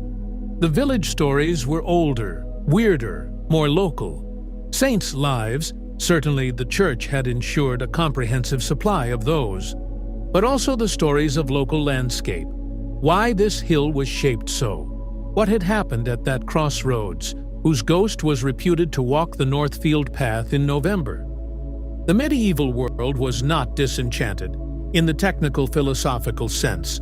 It was, and this is not a romantic projection, but a straightforwardly documented historical fact, a world saturated with the presence of the sacred and the supernatural, not merely in the formal theology of the church, with its saints and miracles and relics, but in the popular religion that ran alongside it like a parallel river, the well that healed eyes, the stone that granted wishes, the particular tree at the field's edge that nobody quite liked to look at after dark. Edith believed in all of it simultaneously, without experiencing any contradiction. The God of the church and the spirits of the local landscape occupied the same world in her understanding, and the practical strategies for managing both were simply part of the knowledge that adults carried and children absorbed. You crossed yourself at the crossroads. You didn't whistle after dark in November. You left the first loaf of the new baking on the threshold, which was for reasons that had been old when her grandmother was young, and whose theological status was ambiguous, and which nobody examined too closely. Tallow candles made from rendered animal fat, Usually mutton or beef were the peasant household's artificial light source. They were not pleasant. They smoked. They smelled. They guttered in any draught and cast a light so dim that working by them was genuinely challenging for anything requiring close attention. Beeswax candles burned cleanly, gave better light, and cost more than most village families spent on food in a week. They were for churches and wealthy households. Rushlights peeled rushes soaked in tallow and laid on a simple iron holder were cheaper still, barely more than materialized optimism, but they burned, and that was enough. In Lord Robert's great hall, the evening had moved past the meal and into what might be called the social residue of the feast that hour or two after the tables were cleared, when the household dispersed to various purposes and the inner circle gathered. His wife had retired with her ladies. The men-at-arms had retreated to their quarters or the lower hall. What remained at the high table was Robert, his steward Geoffrey, and a neighbor knight named Sir Philip de Marche, who had ridden over that afternoon on the pretext of consulting about a boundary dispute that both men knew was really an excuse for the conversation, the wine, and the fire. They talked about the Welsh border situation, which was genuinely worrying. They talked about the harvest across the county, which had been adequate, but not comfortable. They talked about a case in the Shire Court that had implications for both their estates.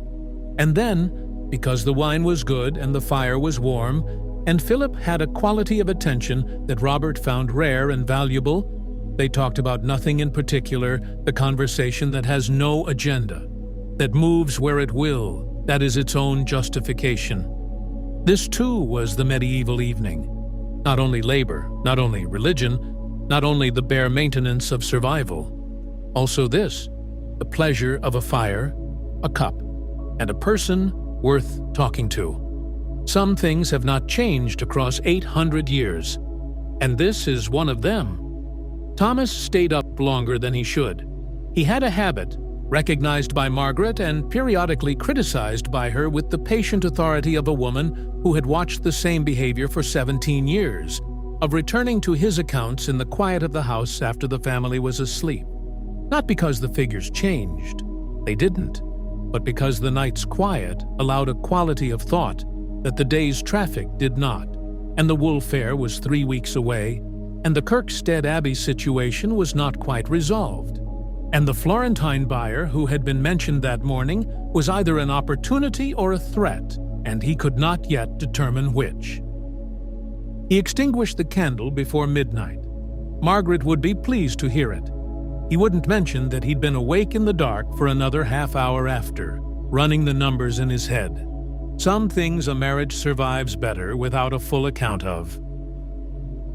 Compline rang in the deep evening, the final canonical hour, the prayer that closed the day.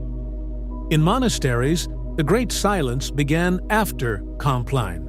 No talking, no unnecessary noise until morning.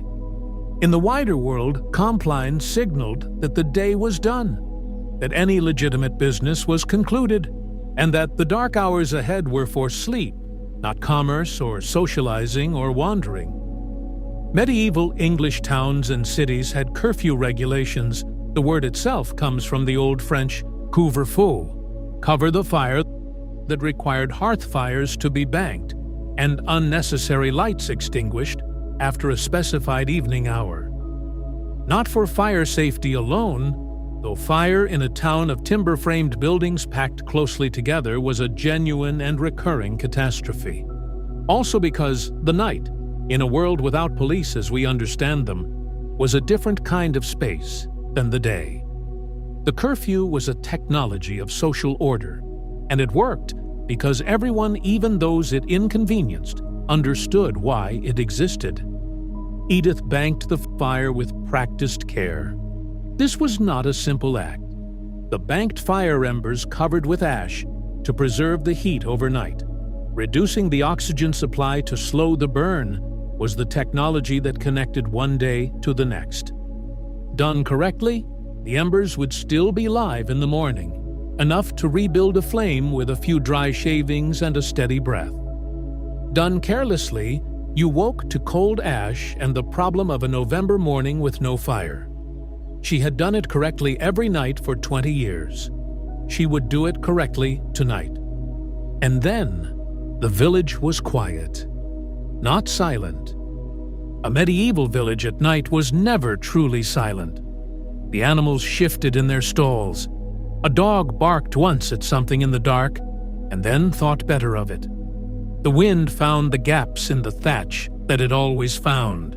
An owl worked the edge of the common woodland with a patience that would outlast the century, the kingdom, and every soul sleeping beneath these roofs. But the human noise of the day, the voices, the tools, the animals under human direction, the church bell marking the hours was stilled. And in that stillness, the medieval English village of 1220 was as close to peace as its circumstances permitted, which was, by many measures, closer than we might assume. Chapter 16. The Seasons Behind the Day. What changed, and what never did. We have spent our evening following one October day. But the medieval year was a thing of enormous seasonal variation, and to leave the story here fixed in a single autumn morning would be to miss the larger rhythm that shaped every day we've described. Because the day Edith woke into in October was profoundly different from the day she woke into in January. And that day was different again from the one in June. The medieval agricultural year was organized around four great hinge points, the quarter days, which fell at approximately the equinoxes and solstices, and which governed everything from lease payments to labor obligations to the movement of hired workers between employers. Lady Day in March, Midsummer in June, Michaelmas in September, Christmas in December. Between these anchors, the farming calendar was as precisely choreographed as any modern industrial production schedule and considerably less forgiving of deviation. Winter was the lean season, not merely uncomfortable in the modern sense of cold and inconvenient, but genuinely lean, a period when the food stored from the harvest was drawn down week by week against the spring, when the animals were confined and their feed rationed carefully, when daylight lasted perhaps 8 hours, and the work that could be done in it was limited by both the cold and the reduced light. The peasant family that had managed its harvest well entered winter with enough grain for bread, salted pork from the November pig, dried peas and beans in sacks, root vegetables in the cold store, ale in the barrel. The family that had managed it less well, or whose harvest had been poor, or who had suffered a setback and animal lost, a child's illness that cost working days at a critical moment, entered winter with an arithmetic problem that grew grimmer with each passing week. The winter was also, paradoxically, the social season. With less fieldwork to drive people to their separate strips, the village turned inward. The long evenings produced the most extended storytelling, the most card-playing, a pastime that had arrived in England from the continent and spread with the enthusiasm that card games always spread, the most ale-drinking, the most visiting of neighbors whose company was less urgent in the summer's frantic productivity. Those who grew up in rural communities before central heating, before television, before the internet colonized the evening hours. Those who remember what a long winter night in a small house felt like will know something of this. The particular compression of family life in cold weather. The way people became simultaneously more irritating and more essential to each other. Spring arrived with a quality of urgency that no other season matched. The plowing and sowing had a window, a period of weeks when the soil was workable but not yet drying, when the growing season ahead was long enough to matter. Miss it, and the consequences ran forward through the entire year. The medieval agricultural calendar left no room for philosophical reflection at these moments. You plowed, or you didn't eat. Summer was the season of growth and the suspended anxiety of watching it. The crops grew or they didn't. The rain came at the right time or it didn't. The disease moved through the rye or it stayed away. The medieval peasant's relationship with the weather was not passive. There were prayers for it, rituals for it, processions around the fields at Rogation-tide explicitly designed to invoke God's blessing on the growing crops. But it was also helpless in a way that no modern agricultural insurance policy can quite replicate. Harvest was the year's emotional climax. The anxiety of the growing season resolved, for better or worse, in August and September. The scything, the binding, the carting, the threshing, the winnowing, the storing. The entire community turned to the task simultaneously, because the weather that would keep the cut grain dry was as unpredictable as everything else, and speed was everything. Lords reduced or suspended labor service obligations during the main harvest to ensure their villeins could work their own strips. Neighbors helped neighbors without keeping precise count, because the harvest was the kind of crisis that makes accounting seem beside the point. And when it was done, when the last sheaf was carted, the last grain stored, the last calculation made about whether it would be enough, there was a celebration that every account of medieval rural life confirms was genuine and unguarded and thoroughly earned. The harvest supper was the closest the medieval peasant calendar came to an unconditional celebration. The tension of the growing season was over. The food was secured, or as secured as it would be. The Lord had provided, or was obligated by custom to provide, a meal for his workers that exceeded the ordinary scale of daily life. Ale in greater quantity than usual. Bread from the new harvest's first grinding. Music, dancing. The particular hilarity of exhausted people who have permission to stop. Those who served on home front production lines during the war years. The factory shifts, the harvest camps. The collective effort of national emergency will recognize the emotional texture of this. The specific feeling when a sustained communal effort concludes and the relief and fellowship that floods in to fill the space the anxiety occupied. It is one of the more ancient human experiences, and the medieval harvest supper was one of its oldest reliable occasions. Chapter 17. What the Three Lives Tell Us. The Medieval Day in Full. We have walked through one complete October day in medieval England. One day in the life of a peasant woman managing a household and a sick child, and the relentless small obligations of a village economy. One day in the life of a cloth merchant, calculating the future against the evidence of the past. One day in the life of a minor baron administering an enterprise that would have been recognizable in its essential structure to Julius Caesar, who had managed similar problems 1,500 years before.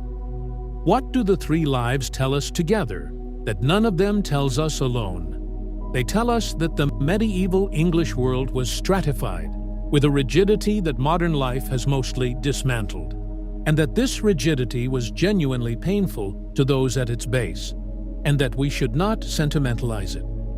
Edith's life was hard in ways that were not simply the universal difficulty of human existence, but were specific and structural and enforced.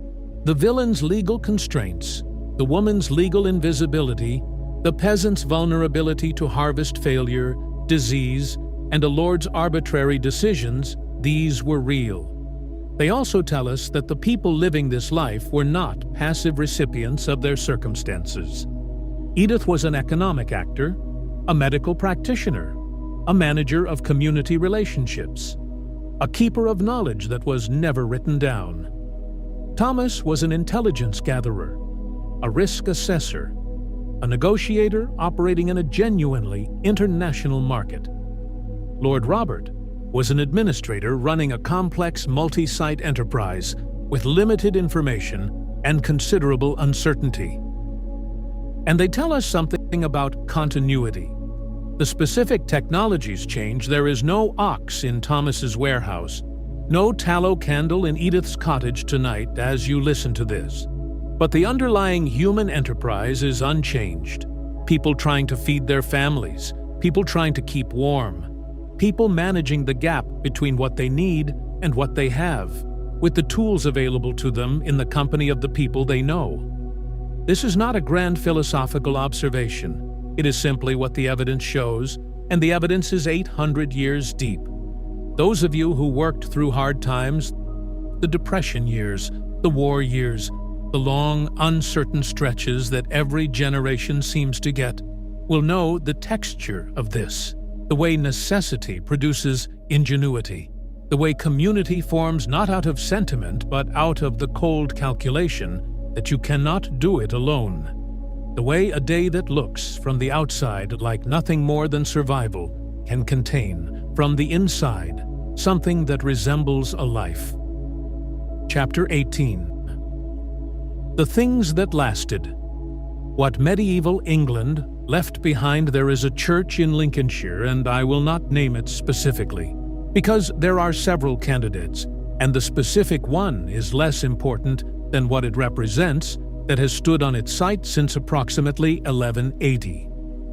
The Norman arch above its south door was cut from the same local limestone that Edith would have walked past every Sunday of her life. The scratch dial on its south wall, worn nearly to invisibility now, was the clock by which her village measured the canonical hours. The floor inside, replaced several times but occupying the same rectangle of ground, has absorbed the footsteps of people whose names we will never know for 8 centuries. Walk through any English county today, and the medieval world is closer than it appears. The village greens are medieval commons, formalized by centuries of use. The parish boundaries that determined where you were baptized and where you were buried, and which church received your tithes are, in most cases, the same boundaries used today, occasionally unchanged since the Domesday Survey of 1086.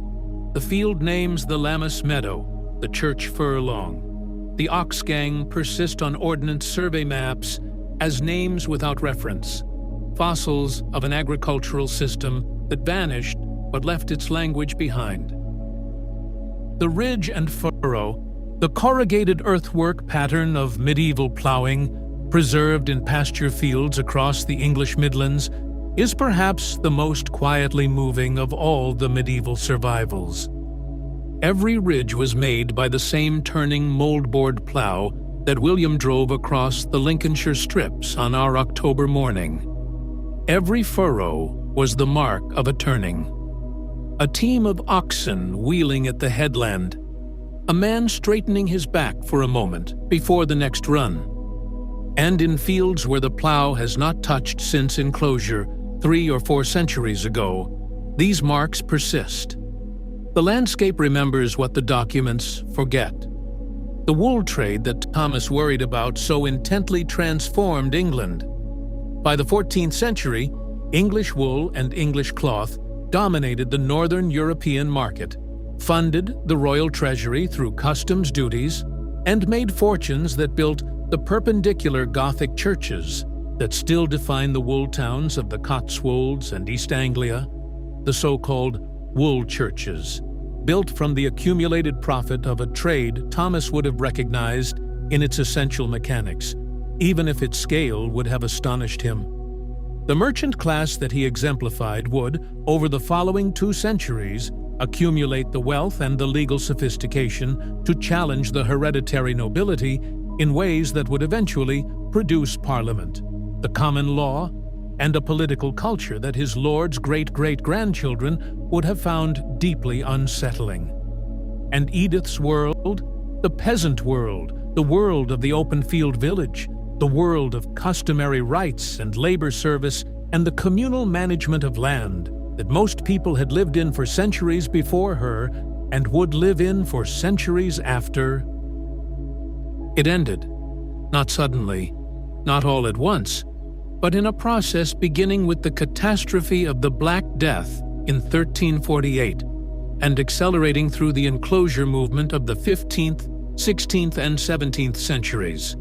The open fields were hedged, the common land was enclosed. The villains became wage laborers, then tenant farmers, then, in many cases, something with no clear name except displaced.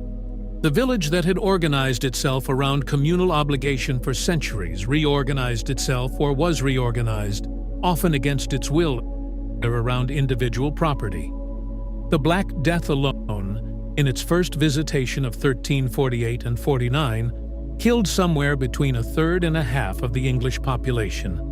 Every village Edith might have known lost people she would have known the neighbor, the alewife, the priest, the wise woman whose herbalism had kept the village's children alive through a dozen outbreaks of lesser illness.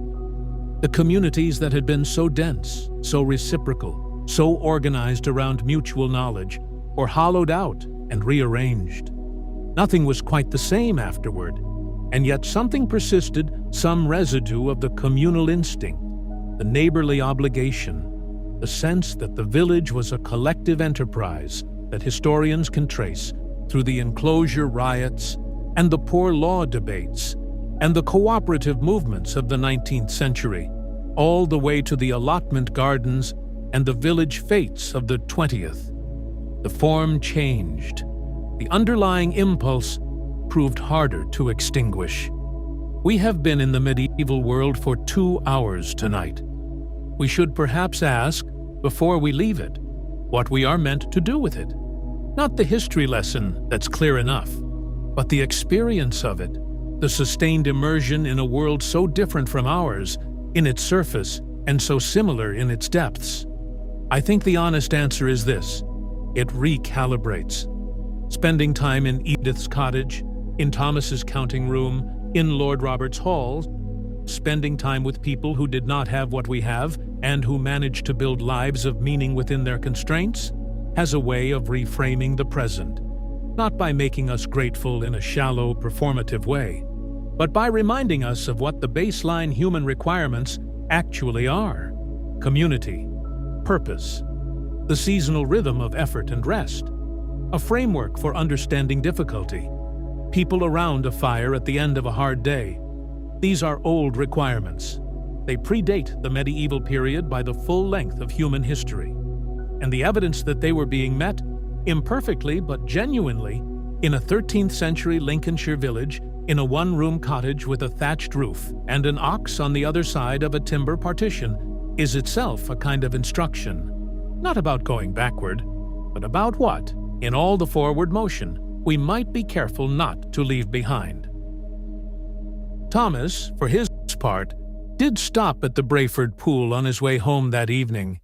He did this occasionally, without quite deciding, to find himself at the water's edge with the city quieting behind him, and the last of the light going from the sky, and stood there for a few minutes, doing nothing in particular.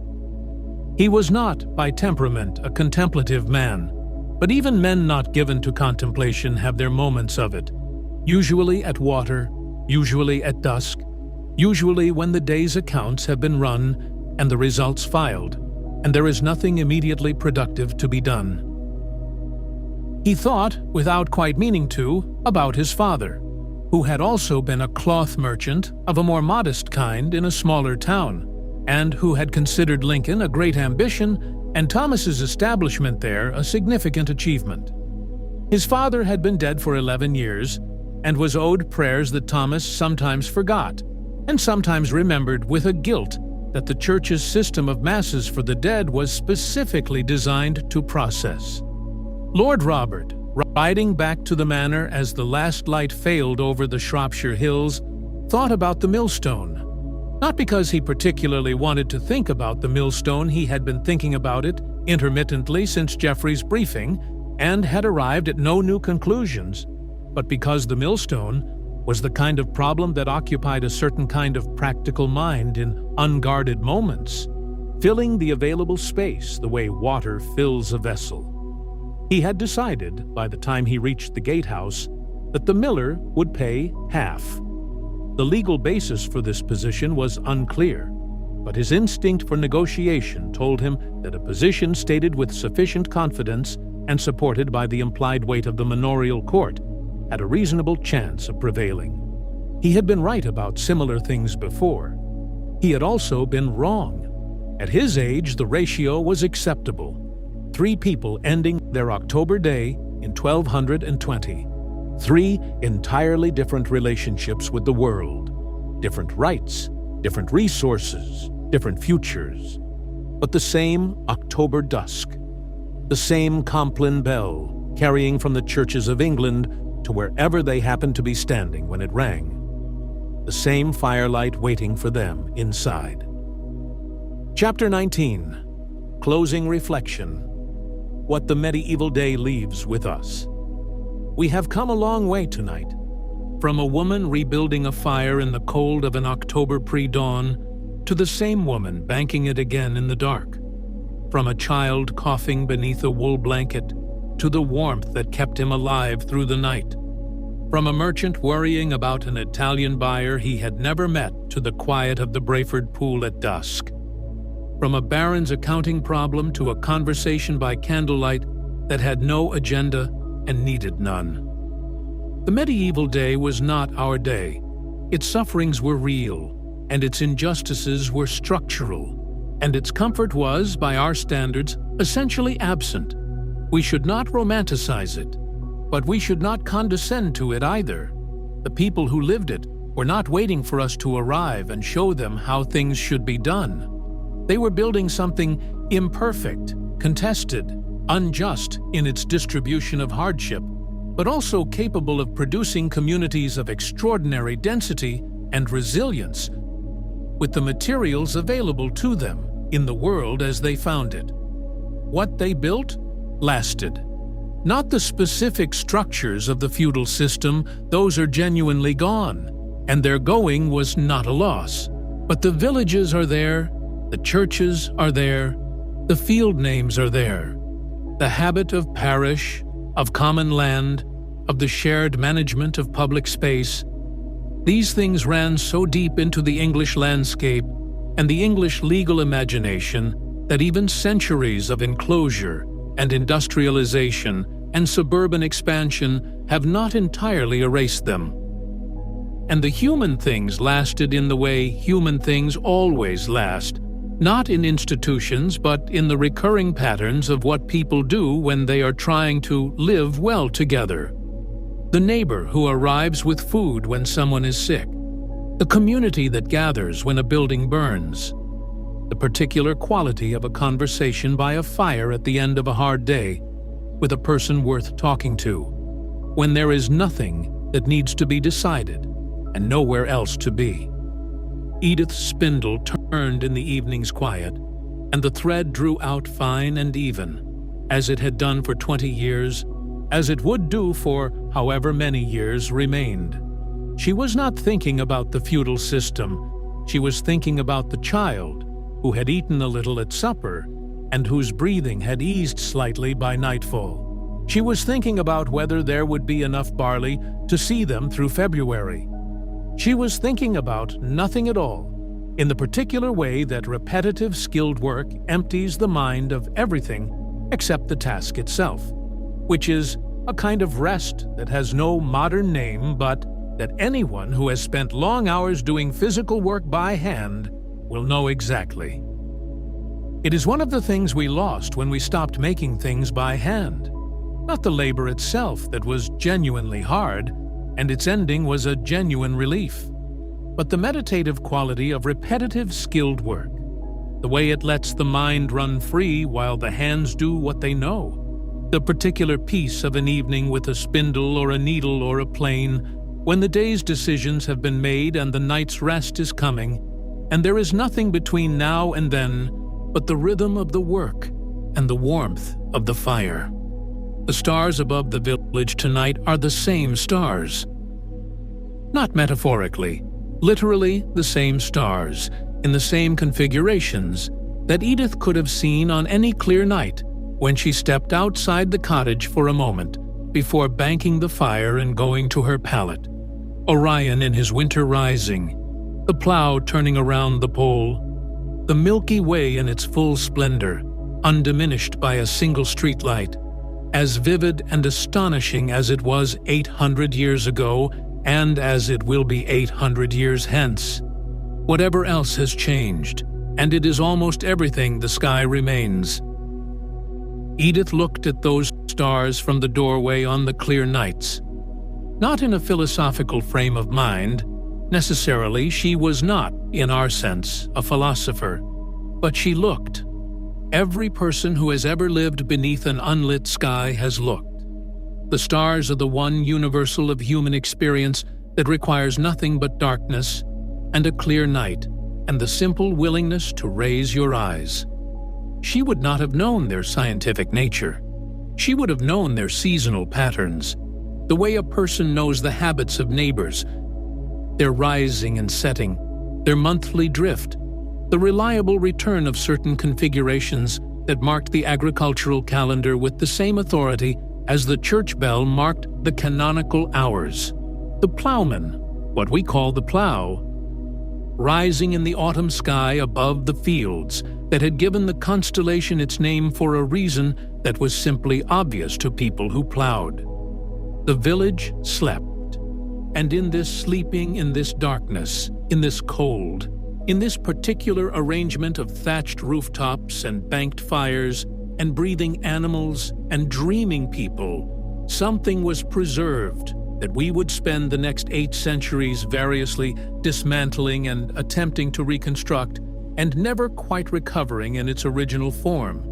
Not the hardship, not the injustice, not the cold and the hunger and the legal subordination and the terrible vulnerability of a life lived without medicine or safety net or any of the protections that we have built in the centuries since.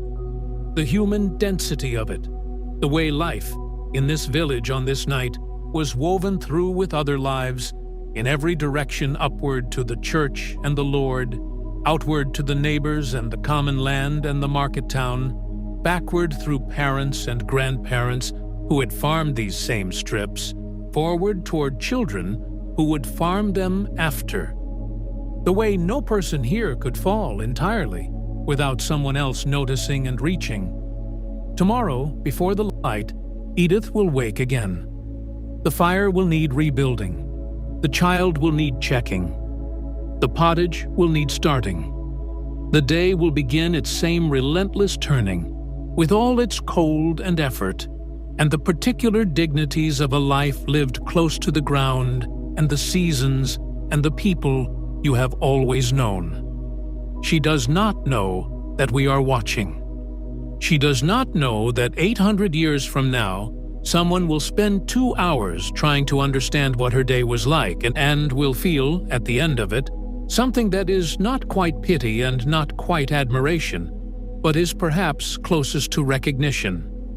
She will wake before the light, and she will rebuild the fire, and the day will be enough because it has to be, and because the people around it make it so, and because the stars above the sleeping village are the same stars that have always been there, and morning is coming, and morning is always coming, and that too is a kind of faith.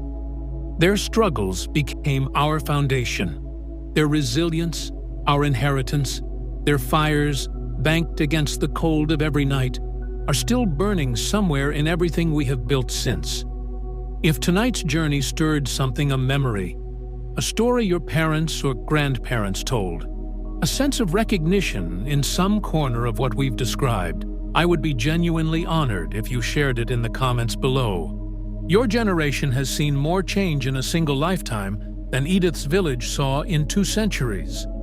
The perspective that comes from that is not something I can replicate in a script, and it is not something that should be lost. If you are willing to leave a piece of it below, even a few sentences, it will be read and it will matter. The past may be silent, but it is never truly gone. Rest well tonight, and I will see you in the next one.